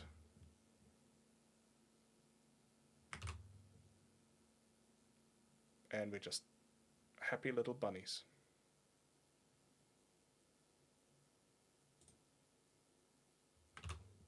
Okay, but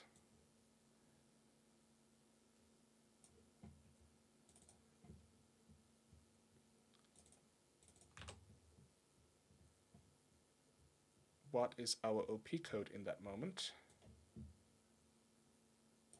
Well, it is the base that we pass in, but with 6 added. Okay, so OP code. Whoop. No, oh geez, 06. There we go. Always 06 in all of these. And we kind of group them together anyway, so that is perfectly fine. Yes.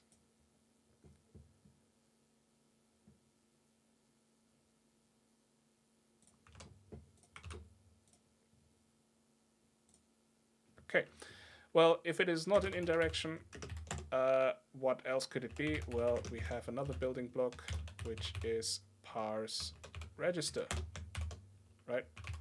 That will be the context.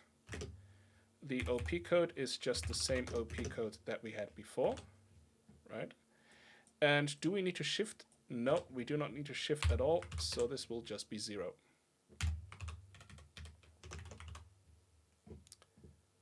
And that is it. Can get rid of all of this.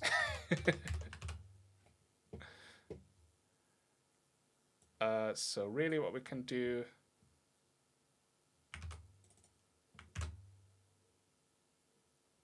if it is an indirection like this,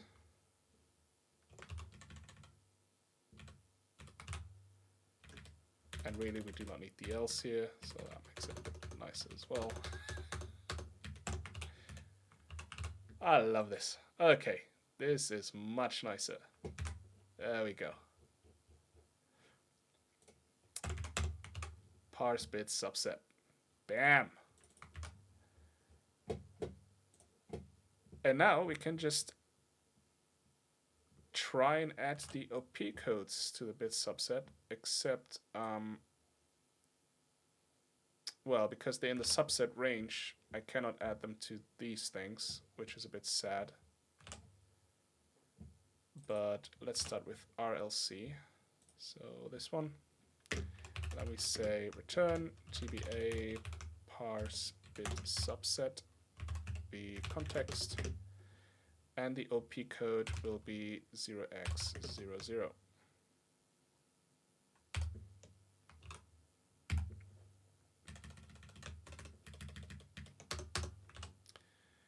Then we have RRC, right? Where we do this, and the OP code is 08. Then we have RL.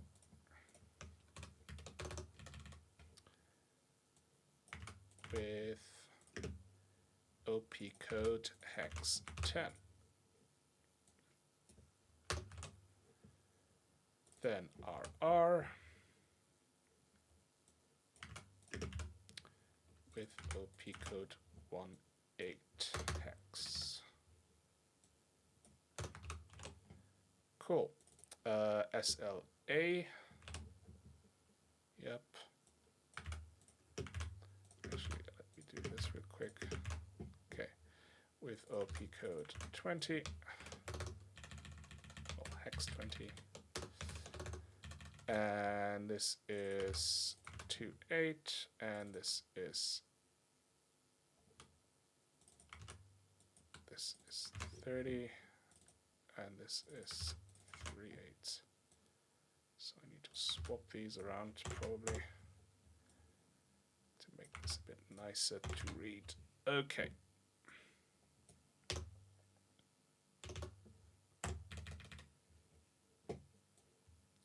Cool.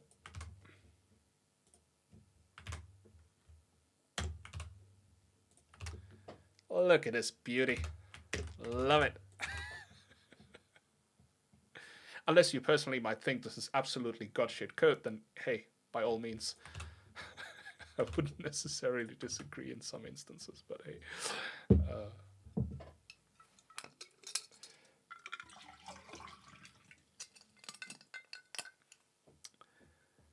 I suppose a lot of C coders would think writing your own parser in such a way is quite insane to do anyways, because hey, you have tools to generate all this code for you, right? Just specify your language syntax that you want and it spits out parsing code. But that's not how I roll, so I want to learn C and how to do things by hand.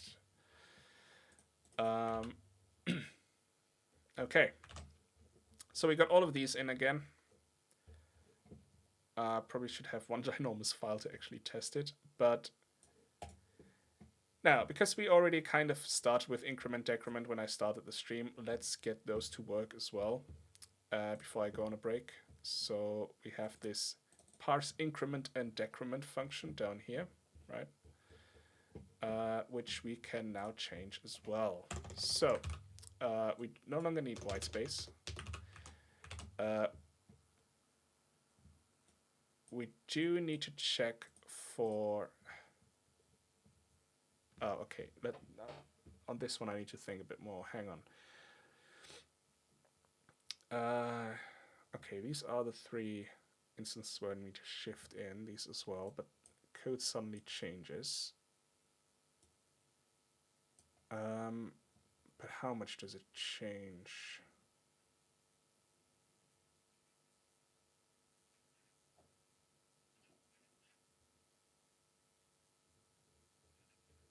It changes a lot.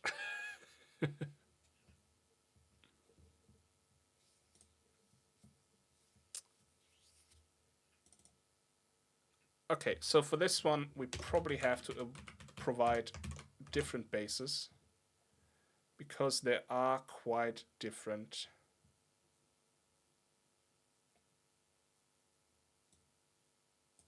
And I do not know how to distinguish between those. Like, there's no common pattern really, right?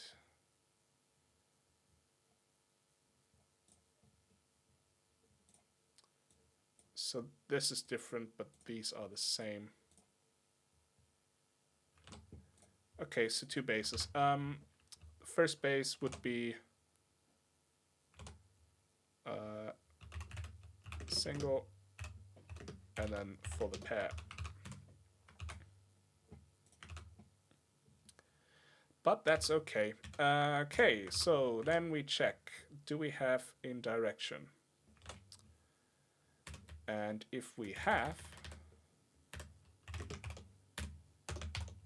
right, then again just say GBA parse indirection HL, because that is what we're expecting. Anything else would be invalid. Now, what is the OP code here for indirection? Well, it's the same as single.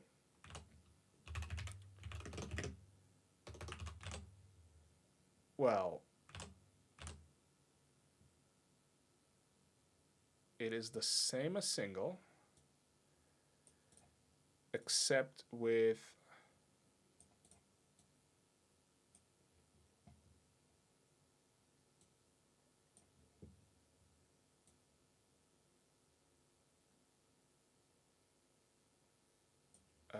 six shifted in. Okay, so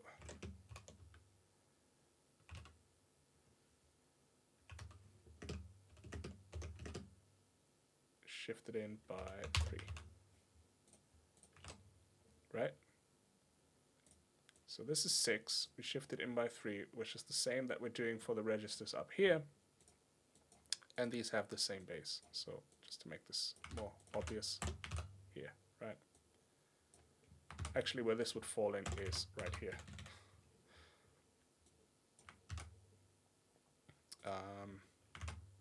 Here and here, right?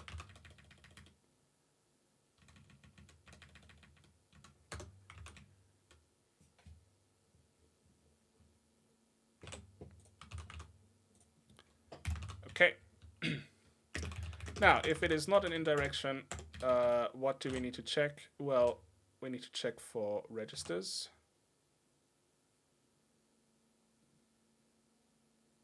Or for register pairs.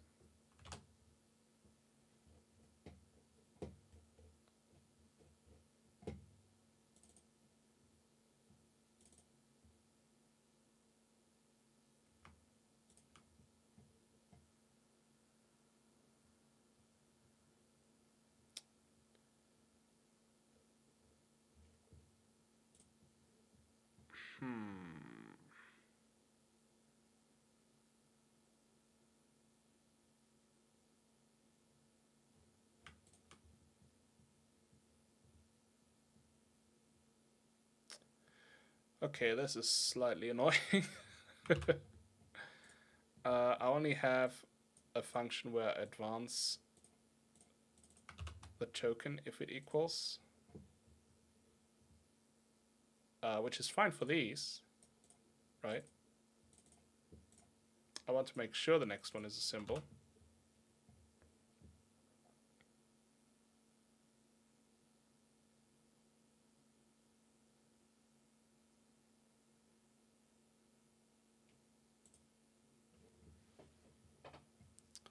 Do I already get to the limits of my building blocks here? Oh no! No! Shit! I thought I had this all thought through. No! God damn it.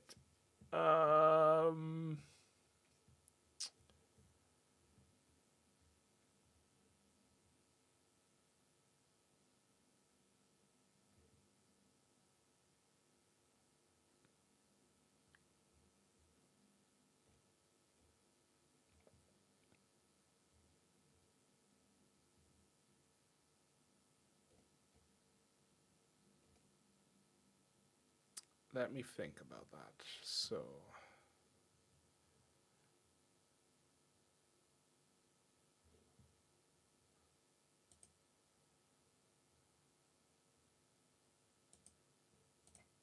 okay, let's rename this.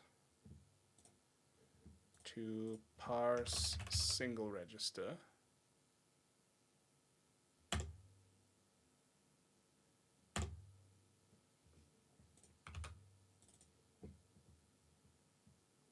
Parse single register or parse register pair SP.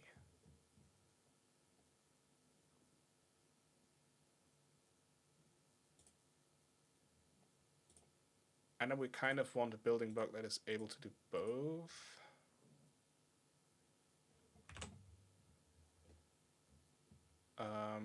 Because this can do both, but there's loads where it just does a simple one.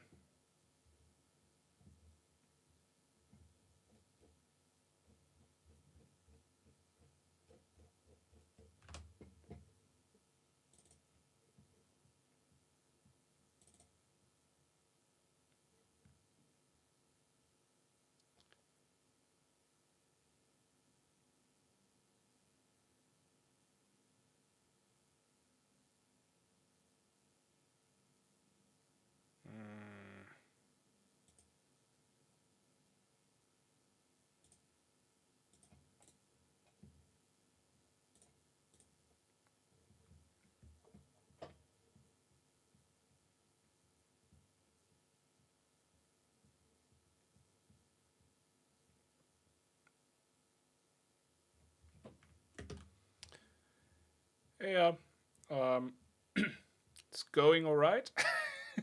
He carefully says. How about you? Everything okay?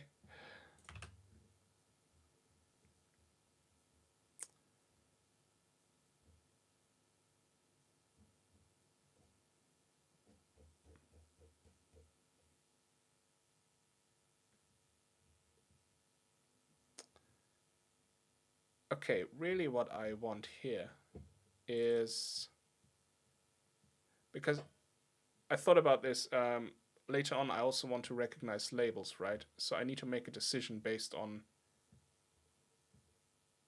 what kind of symbol it is. So I should have something that's just saying parse symbol to get the symbol. Yeah, I'm sure it will work out. It's fine. Famous last words.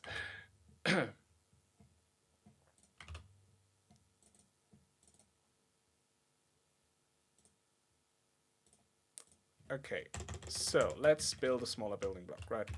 Bool, GBA, parse symbol. We have our trusty context. And we have, okay.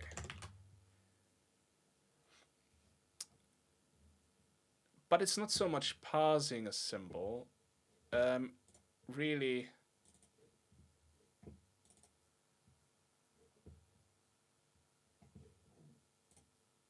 where's symbols? Right here. Hang on. I'm lost. Lost in the functions. Lost in the sea of functions. Oh no! Where's the white space one? Okay. GBA has white space.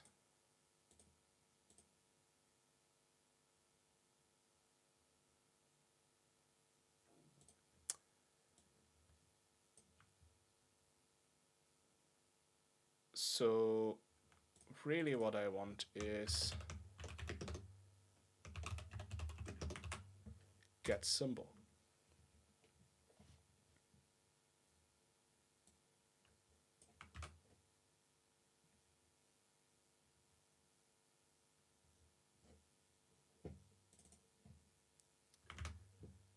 So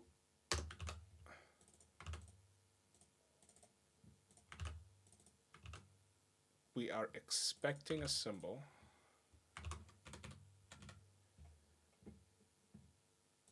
So we call this, and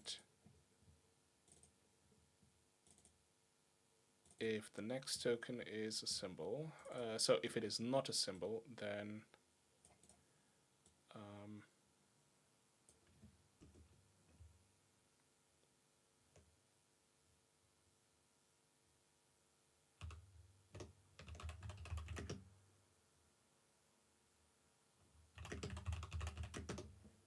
Symbol is missing.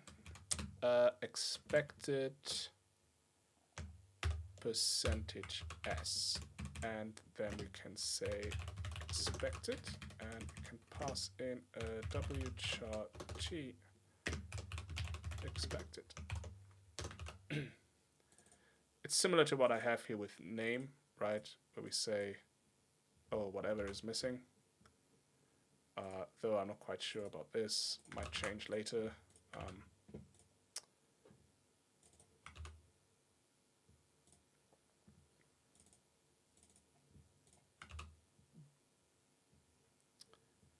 So, and if the next token is a symbol, we are fetching our symbol name. And then we're trying to look up the symbol by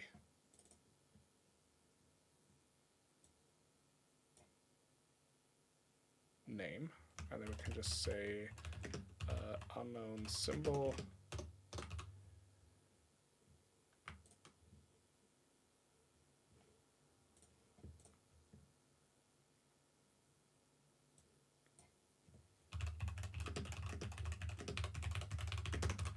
Again, GBA print symbol error needs to be reworked because I also want to add whatever I expected here, right, into the error message. So if we fetch the symbol, if the symbol is null, then obviously something went wrong. Oh, also, this is not false. What we should return is null, right? Although false, I think, is null anyways, but, you know, let's be correct. Otherwise, we return the symbol.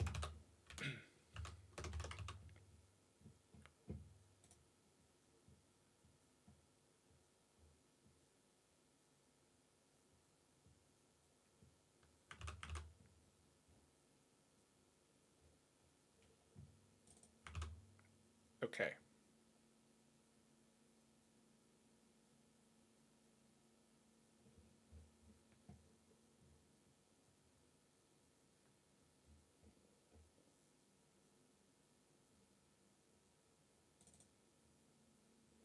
So this is parse single operation.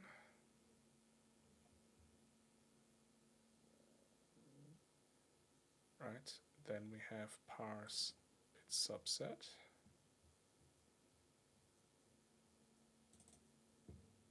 Parse index is fine. Parse bit subset.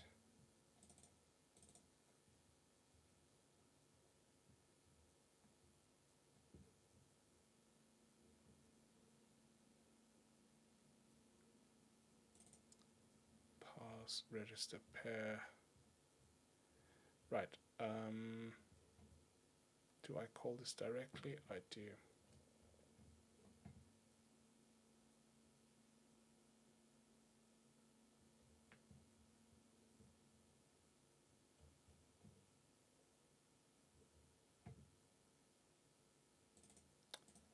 For push and pop.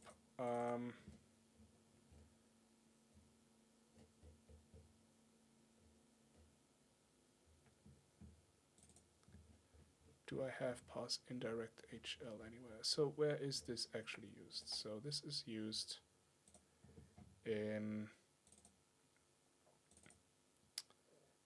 bit subset and increment and decrement. Okay, so I can, hey, thanks for the follow. I can change this a little bit to, now that we have this get symbol, I do not need to fetch the symbol directly here, but rather what I can do is pass in the symbol as well. So we can have something like this.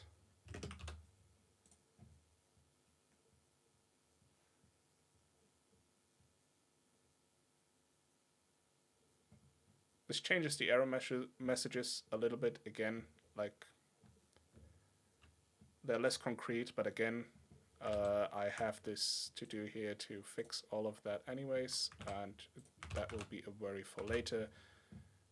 Just to reiterate, I just want to get the building blocks right, that's all.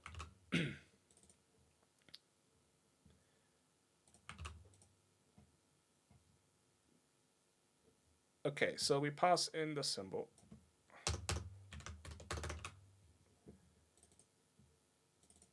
And then we just check register pair right here and whether it's HL.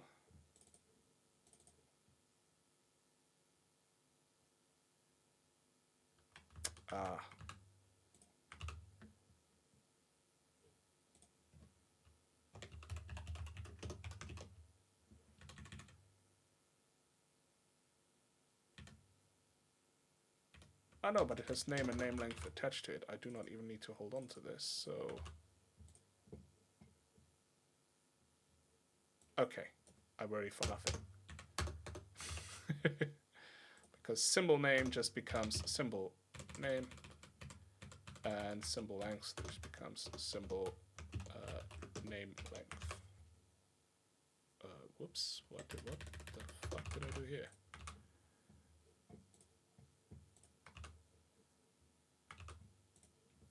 Okay. Pass in direction HL. So, and then we have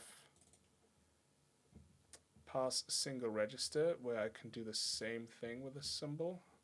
Just pass in the symbol, really.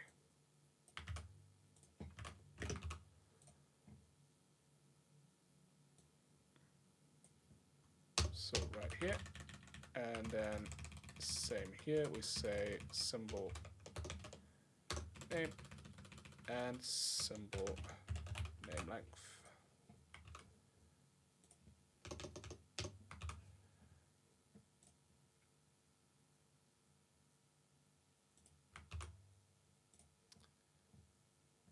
And then the same for this one.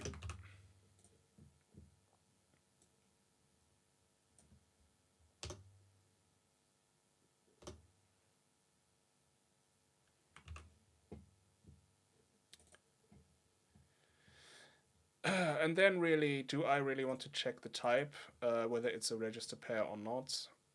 Because we could also have that check on the outside.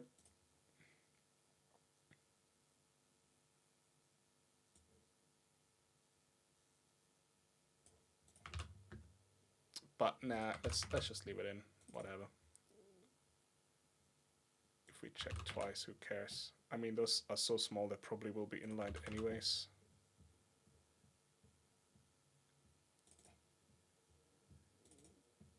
Register pair is P, so we have the symbol, yeah, so we do this thing right here, and this also becomes symbol name and symbol name length. Okay. Now I leave AF open because that is somewhat of an oddity. Token number doesn't check for symbol at all, so that is fine to have up here.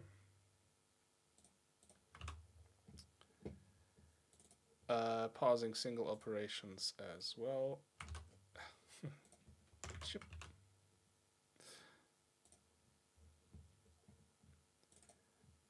Okay, parse bit subset.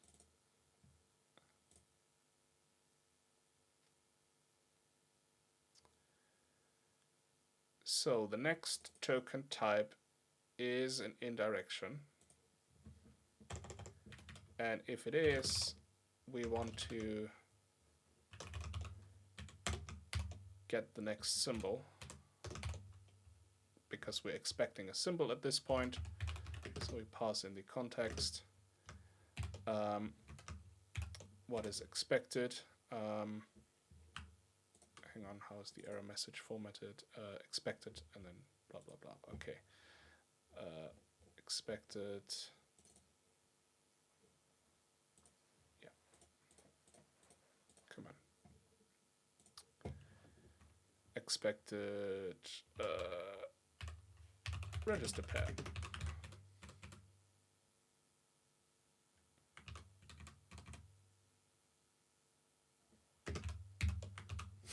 Expected register pair HL. Why not?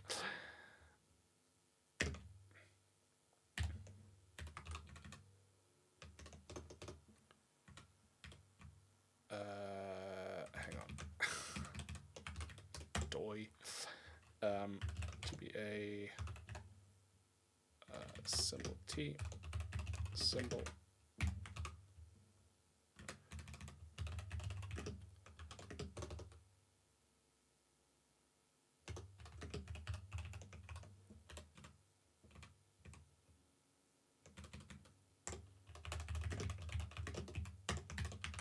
So we do not need to print an error here because get symbol will already print an error for us. And then I don't know if I should leave this as get symbol or parse symbol. Get symbol makes more sense, I suppose. And then we just pass in the symbol down here. Okay. Parse single register also needs the symbol, so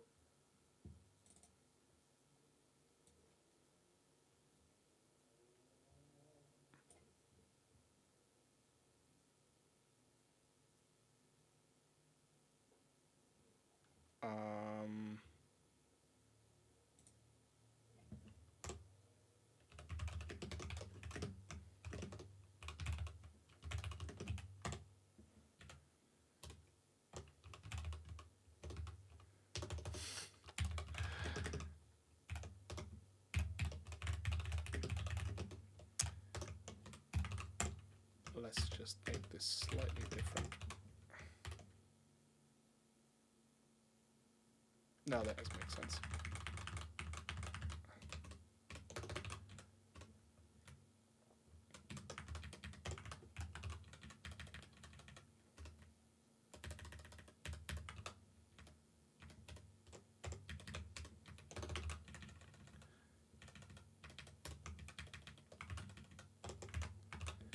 Well, it's 2 branches really, whatever.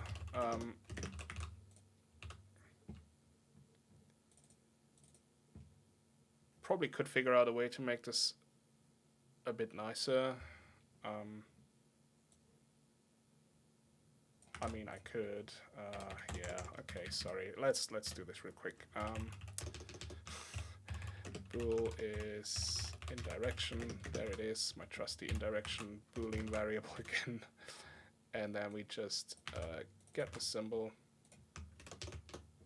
right? Regardless. And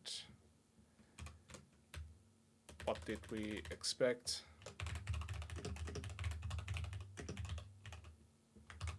Register pair, and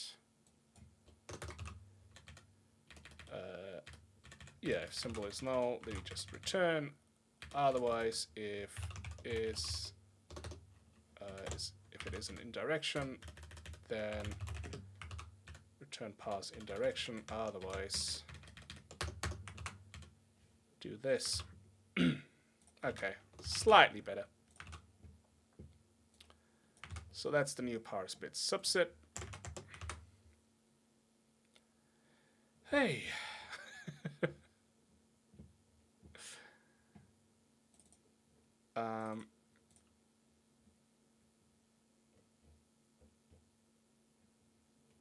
Okay, parse register pair AF. I said they use the same shifting anyways, and I think push and pop are the only ones that allow AF, so we can probably rename this to GBR parse brain push and pop, right? No longer need for the shift becomes 4.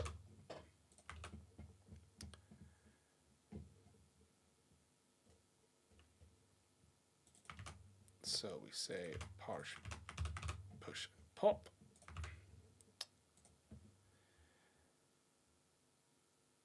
And then symbol as well, we just call the same stuff up here, where we just say, give me a symbol, dude.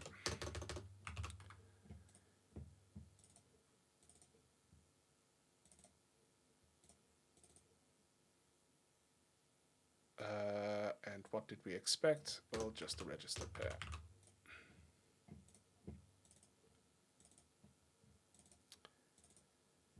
And if this value is not SP, then we set the code. If it is AF, we do this, and then we shift it in by 4. Right, and then we have symbol name and symbol name length. Hoo boy. Okay. Now. Now, finally, parse increment and decrement. Okay, so. Oh, jeez. I'm overshooting by almost 1 hour for my coffee break. Oh, no. I might as well just end the stream then instead. Oh, dear Lord.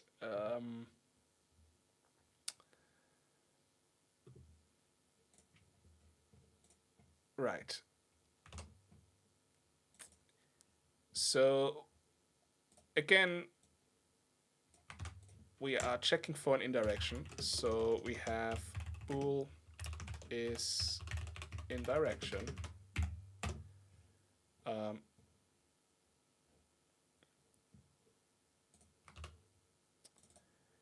And if it is, we need to get a symbol.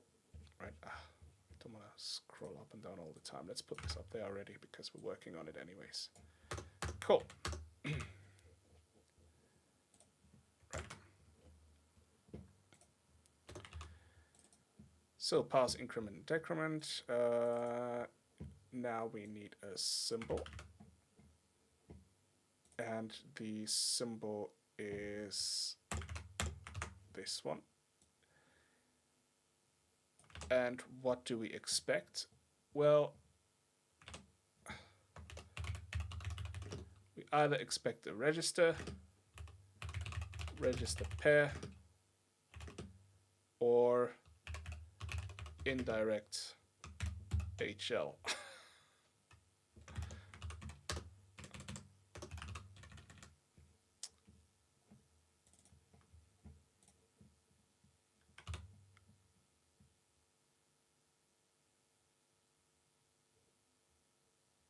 Okay. Now, if we have an indirection, which is this little thing, we use single and shift it in by 3. Don't forget to pass the symbol. So if we have an indirection, we do this, which will already check, are we a register pair or whatnot, right? That is the only real special case. Let's keep this open. If we are not in indirection mode, it could either be a register pair or a single register, right?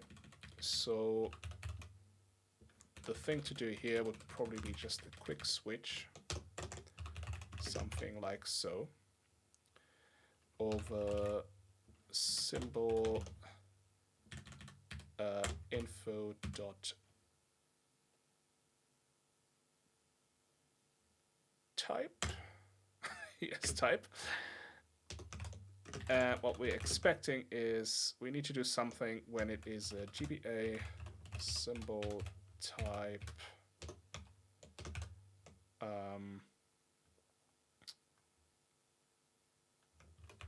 register or GBA symbol type register pair.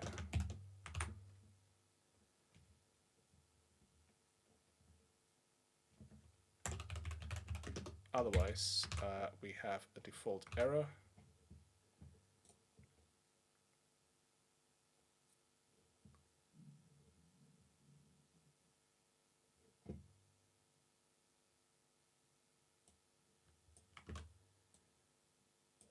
I'm not sure if I need to be able to fall out of these.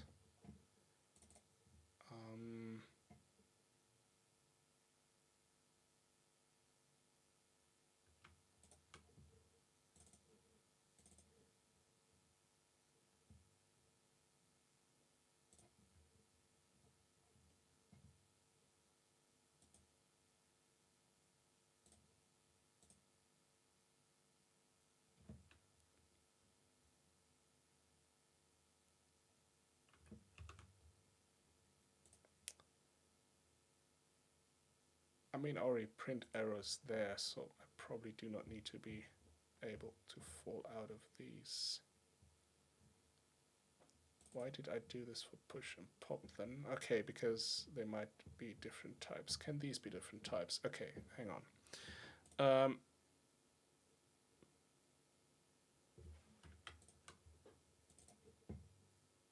Oh, I really need a coffee, man.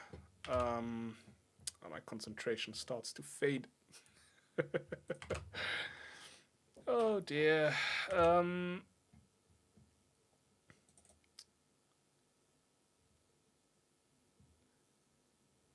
So I'm having the symbol, and yeah, I mean it could be anything else, right? So I still need to throw a symbol error.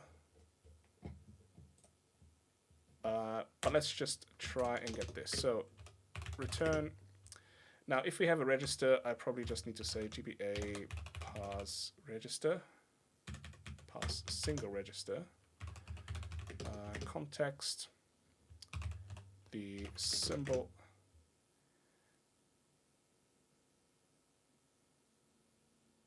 Now, the OP code would be single, right? Because this is the same, yes. And I need to shift these values in by 3, same as I did up here. So the shift will be 3. Okay. If this fails, I get a symbol error. Correct. If I have a register pair, then GBA parse single, no, not parse single, parse register pair, SP, context, symbol. The OP code is now the OP code for pair, and the shift is 4. Yes. Okay. And now the default is just this right here, where we can say symbol error. And what we want to say is we found an invalid register or register pair.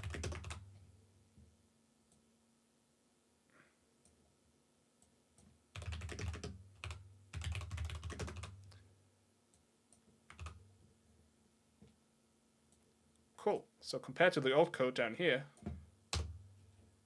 that looks much nicer. Excellent.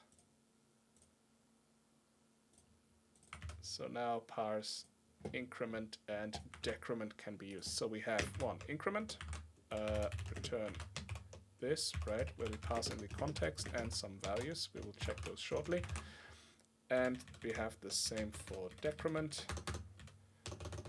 where we say return this, the context, and some values. Okay.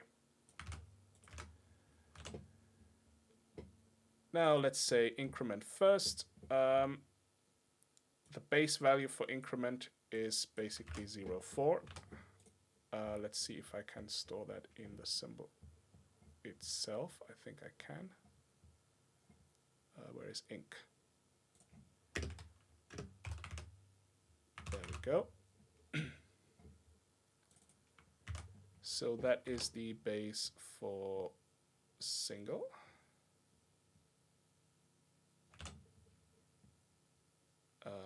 Inc. This will just be inc. And then for these pairs, it's 3. Nice. And then for decrement, we can probably do the same, where we have decrement right here, and then decrement will be 0, 5. Yep. Who would have thought? And we need to put these up here.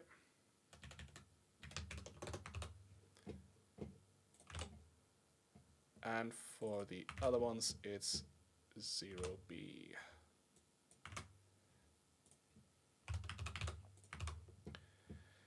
Okay, now, did we do anything wrong?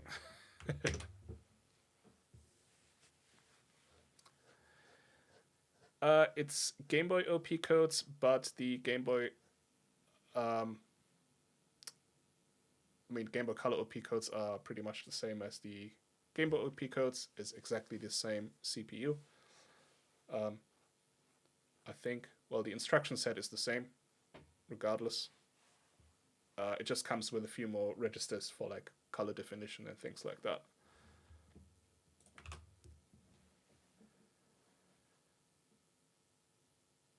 Yeah, it has double speed mode, correct. But in this instance, we do not care about these things because we're just the assembler, right? I'm basically just writing something that allows me to create ROM files. And in this instance, we're just trying to have a source file and just spit out our ROM file at the end. Okay. So, parse operation. So we still have loads to do. But hopefully with the building blocks, it should get a bit faster, though I've been saying that for like 3 streams now. I keep rebuilding the building blocks. But this is what happens if you start something without so much as a plan. Okay, let's test stuff out. So let's take these and put them down here. Right. For our test later on. Though,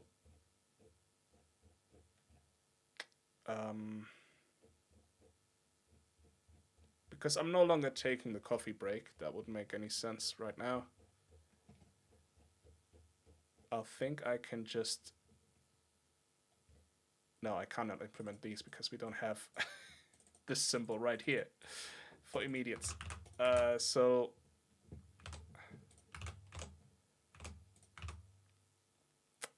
yeah, probably won't get to it today. But at least we can test what we have right now. So let's see if we can actually even compile. Hopefully it didn't mess something up. Hey! Okay, well, we have different const qualifiers right here, but who the fuck gives a shit, right? So,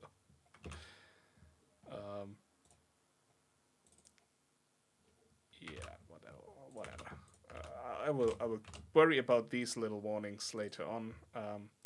Not all code paths return a value. That is indeed correct. So probably what we want is return false. That is a warning we should not ignore.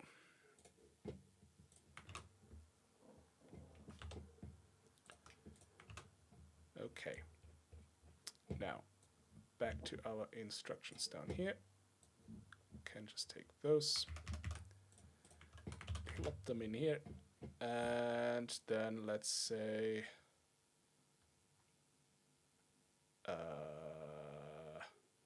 brain work. Okay, we can go by these. Okay. Right.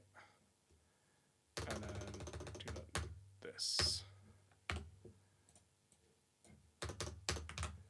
Okay. So we can test these codes. Let's just put them all in order as I have them in here, and then we just need to compare those numbers. Then we have these, which are sub-instructions, so they're 2 bytes wide, right?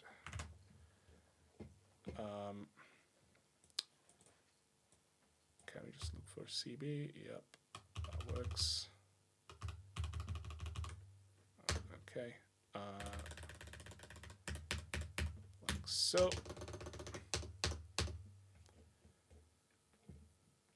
Coolio, but then I need to change this because I decided to use a different character for indirection, which is the star.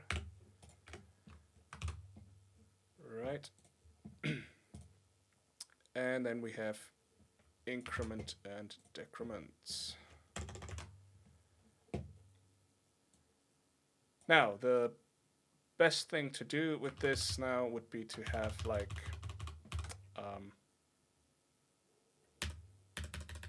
you know, some kind of test.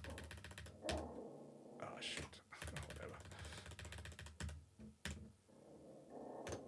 There we go. This is star HL. This is also star HL.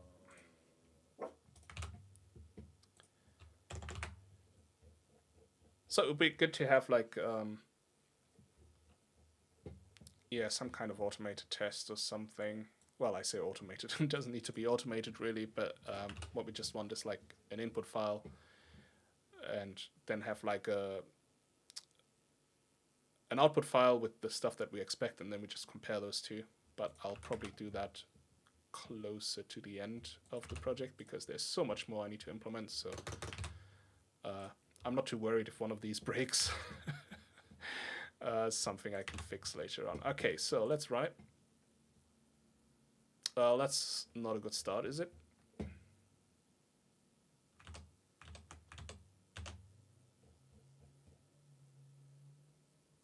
That is not a good start at all. Line 2, 3. So what? Pop. Invalid register pair BC. Say what? Why? Okay, let's follow this through. Parse, push, and pop, right? Invalid register pair. So why would you be invalid? So we have our symbol. Symbol. And I'm sorry, what is magnifier, in case you guys can't see it. So we have symbol BC, right? And the type is a register pair. Okay. And right. What was the shortcut again? F10. Okay.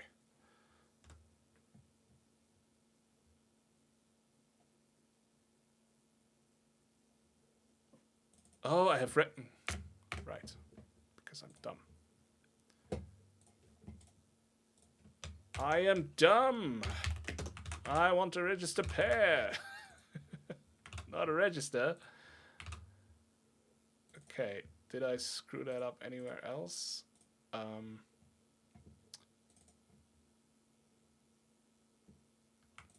So register pair SP. Yep, I indeed did.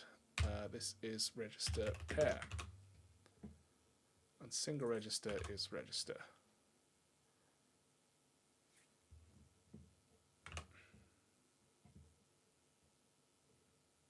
Okay. Nope, still something fucked up. Line 31, invalid register. Okay, 31, RLC. So single register. Why won't you work? What could possibly go wrong here? Everything. Find all references. Right, this is in the parse bit subset. Right. Symbol is B, exactly. The type is register. Right. Oh. Right. Cool. I write it to the output file because everything is correct, but then I print out an error. Return true is missing. Fuck my life. I told you I need coffee. Ah, okay. No errors. Fantastic. So now we can look at the output. There we go.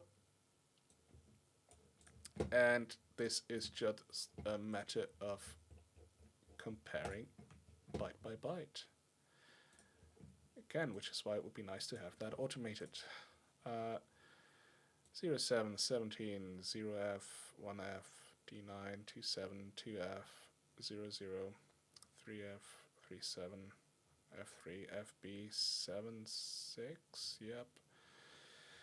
We have 10 followed by 00 because stop has a knob attached to it or should have attached to it. And then we have RST1, so CF. Whoa.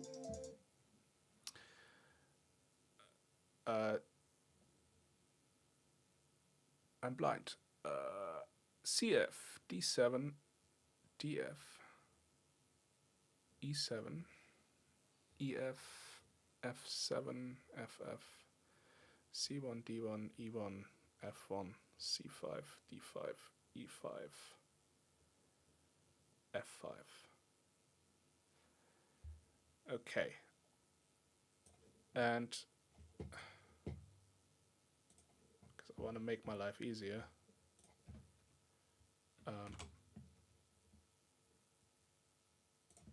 yeah, here, let's do a knob.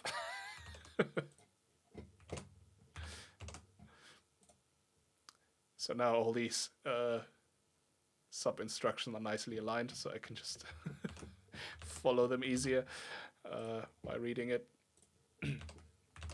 Oh. So we have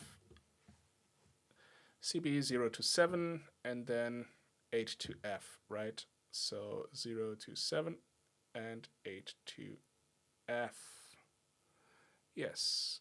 And then 1 0 to 1 F. So yeah. Yep. The same for 2 and 3, right? So 2 0 to 2 F. Then 3 0 to 3F. Okay, cool. 0 4 0 C 14 1 C 2 4 2 C 3 4 3 C. Okay, 0 3 13 2 3 3 3. Cool. 0 5 0 D 1 5 1 D 2 5 2 D 3 5 3 D 0 B 1 B 2 B 3 B. Nice.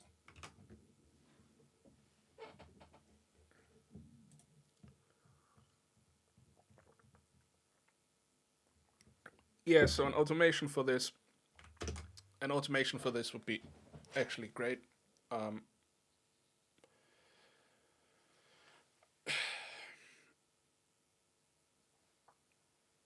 Maybe I should just do it and then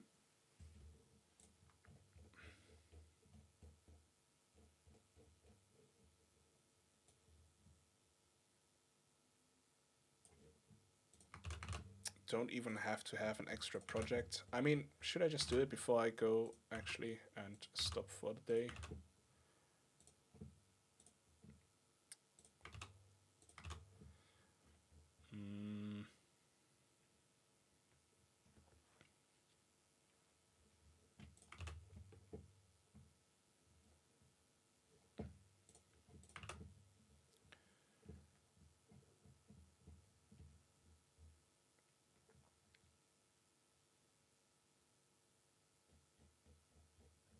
Nah, I won't bother with it now.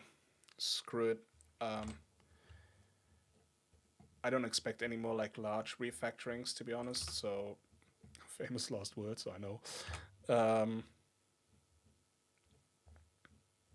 So that should be fine. The next building block I need to focus on is this right here, right?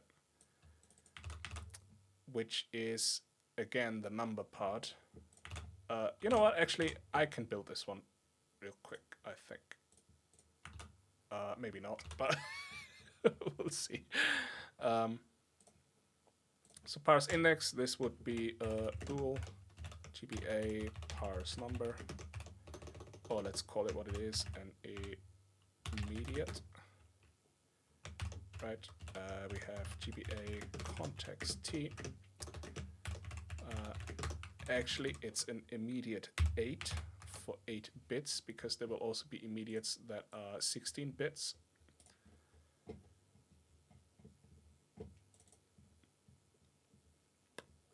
Yep.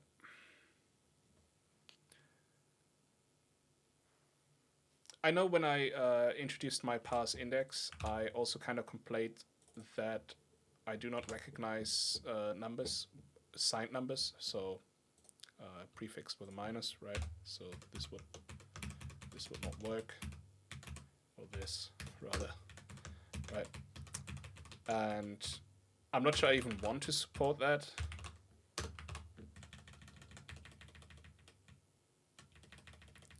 Because really, I don't think the Game Boy even has the concept of signed numbers. That's all up to you, how you interpret them, right? So, I mean, technically true for every CPU, but whatever. Yeah, relative jumps, but those will be done with labels later on, right? So jump relative with a signed integer. I don't think I even want to support the ability to just type in numbers, like, you know, it would just make things confusing, I think, when you write the assembly. So you would rather just want a label.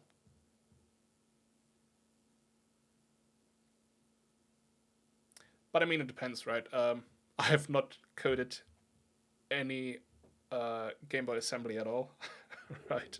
I want to do that after this. And if I actually see that it would be beneficial to have like indexes right here, I can probably just implement them then. But yeah, for now, I really would just want it with a label. Same for like these calls here with, but I mean those are address numbers anyways, right? Those don't need to be negative. Only jump relative, I think. Yeah, there's jump relative here as well, but that's just with the different conditions. I just didn't put them up there yet.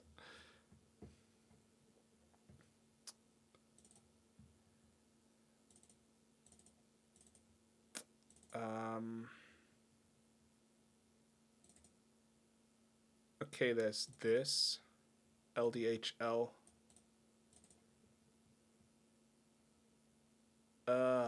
Yeah, okay. And here for the stack pointer. Okay.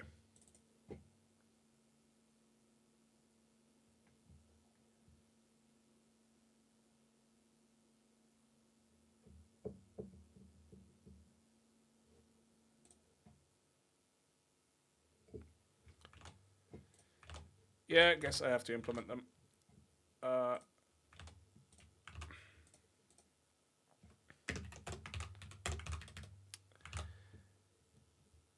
Okay, let me put the to-do in here so I don't forget.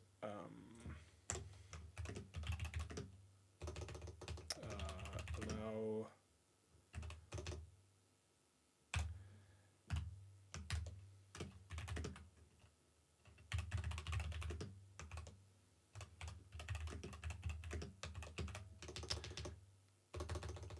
(8-bit only? Does it matter? No, it doesn't really matter. If I allow this for anything. Also,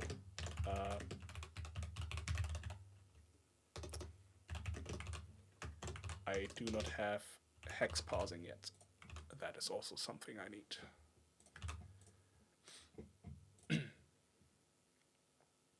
Well, but that will be part of the tokenizer more or less, I suppose, because it recognizes the token and then just, well, the parsing is in here, I suppose. Yeah, I need to adjust how this works then. Oh well.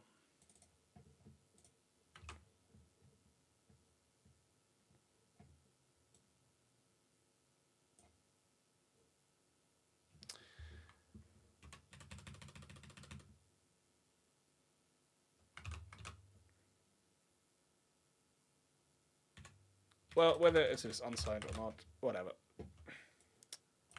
Let's just look for a number token. Right? So I can just copy this and then say immediate is missing. Expected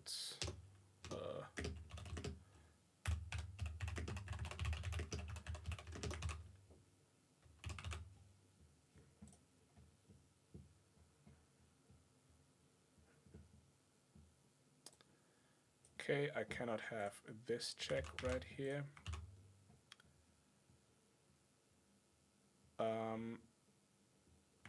But then I essentially need to parse numbers. Okay. How would I do this?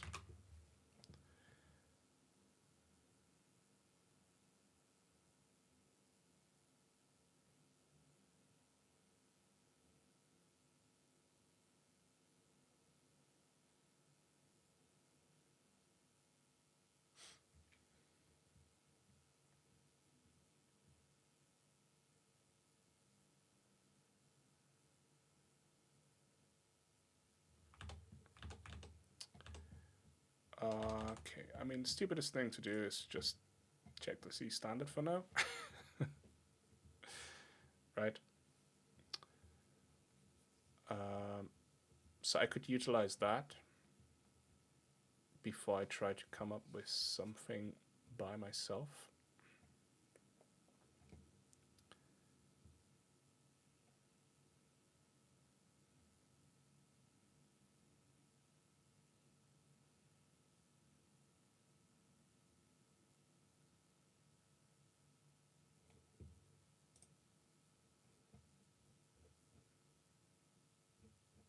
Nope, this is not it.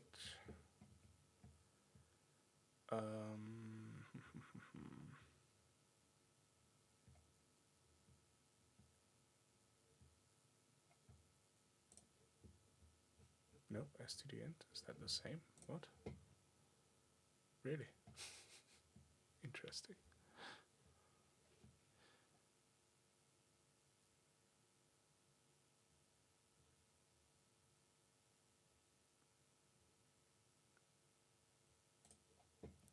Is it really just in general utilities? No. Wait. String conversions.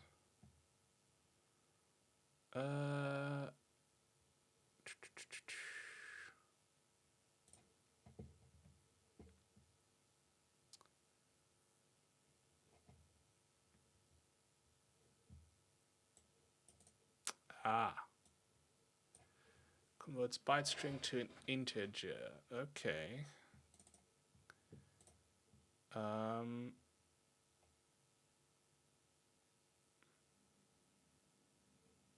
What's the difference between these two?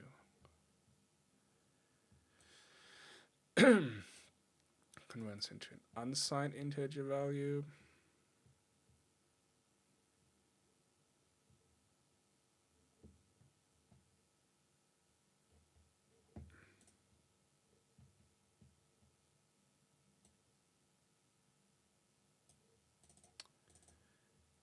The implied radix is always 10. Yeah, which is fine. We're not trying to do hex numbers now. Discards any white space characters until the first non-white space. Okay, we do not care about that because we already do that in the parser anyways. Then takes as many characters as possible from a valid integer number representation and calls it. Okay. Okay, it already supports plus and minus signs. Cool. And numeric digits. Okay. If the value is okay. Blah, blah, blah.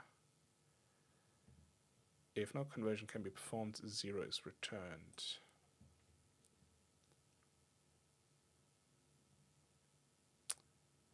So how do you know whether...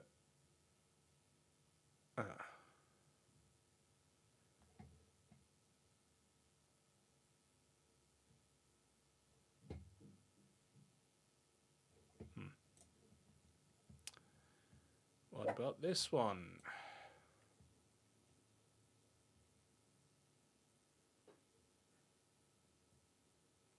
Okay, this is where you can specify a base. Nice.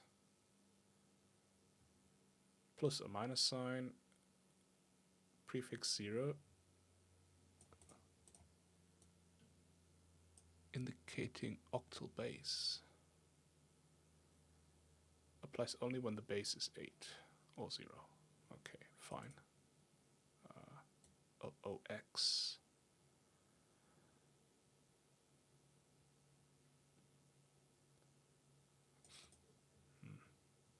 Don't like that very much.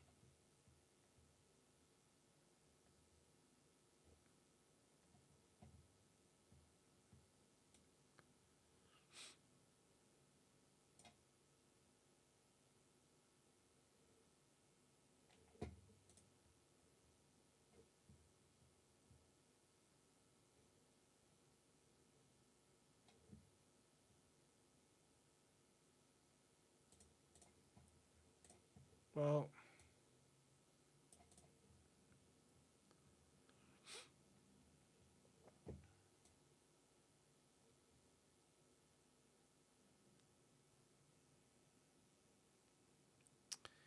yeah, I don't like these.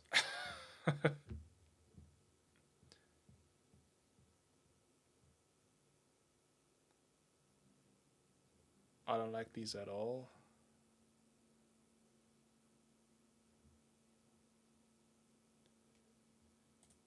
I don't like that it can just, you know, it just translates whatever is there and then treats the rest as junk. That is one thing I do not like. I would like it to just fail instantly. And then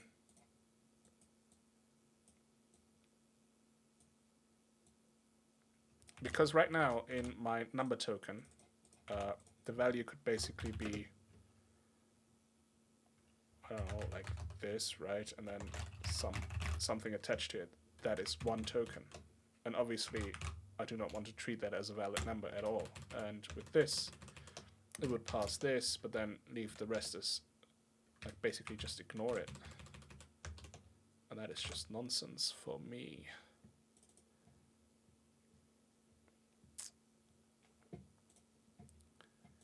And this one right here, maybe you can do it with this.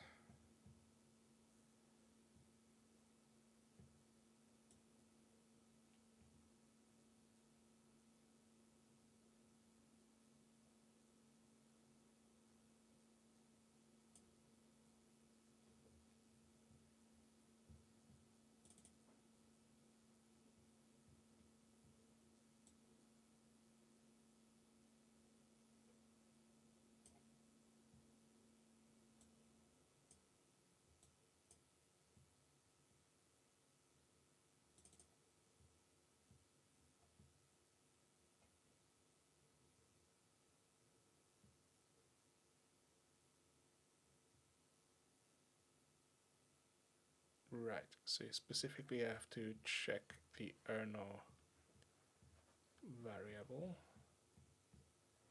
Okay.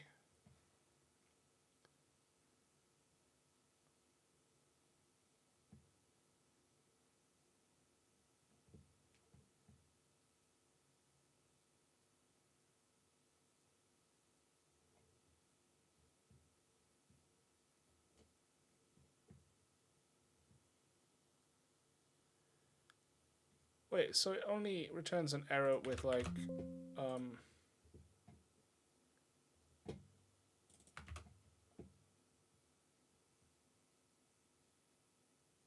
really?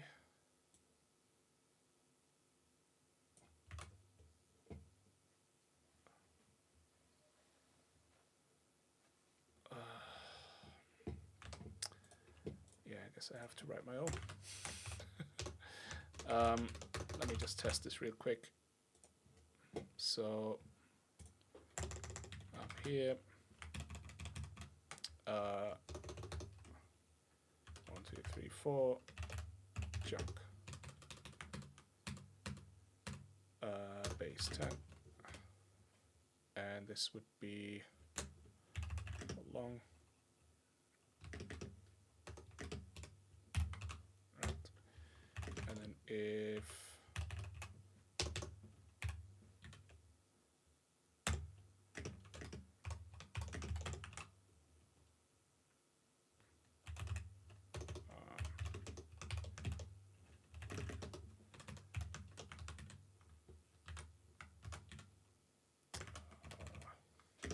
whatever, doesn't matter. Just need to break on something.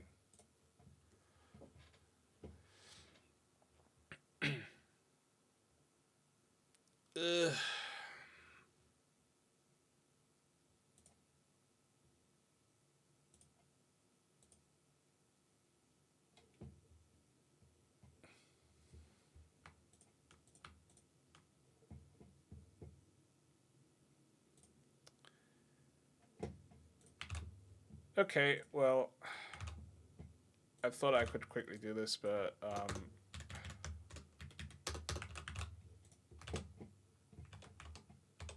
I do not like the standard functions right here, so I'm gonna write my own.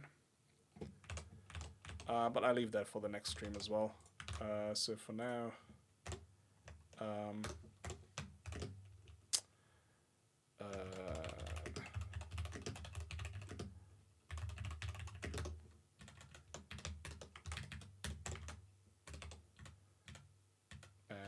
actually we can just do these all in one go as the first thing for the next stream. Right. So allow number passing, all this kind of stuff, and then pass immediate. And then we can focus on all these next instructions. So next time, I'm gonna do these, which also allow 8-bit immediates right here. And then that's pretty much all of them that just require one operand, and then we can focus on all the other ones that require two. Again, LD will probably be the last one I'll ever do because, no, well, the last one I'll ever do before I do jump instructions, because those are all a bit more complicated.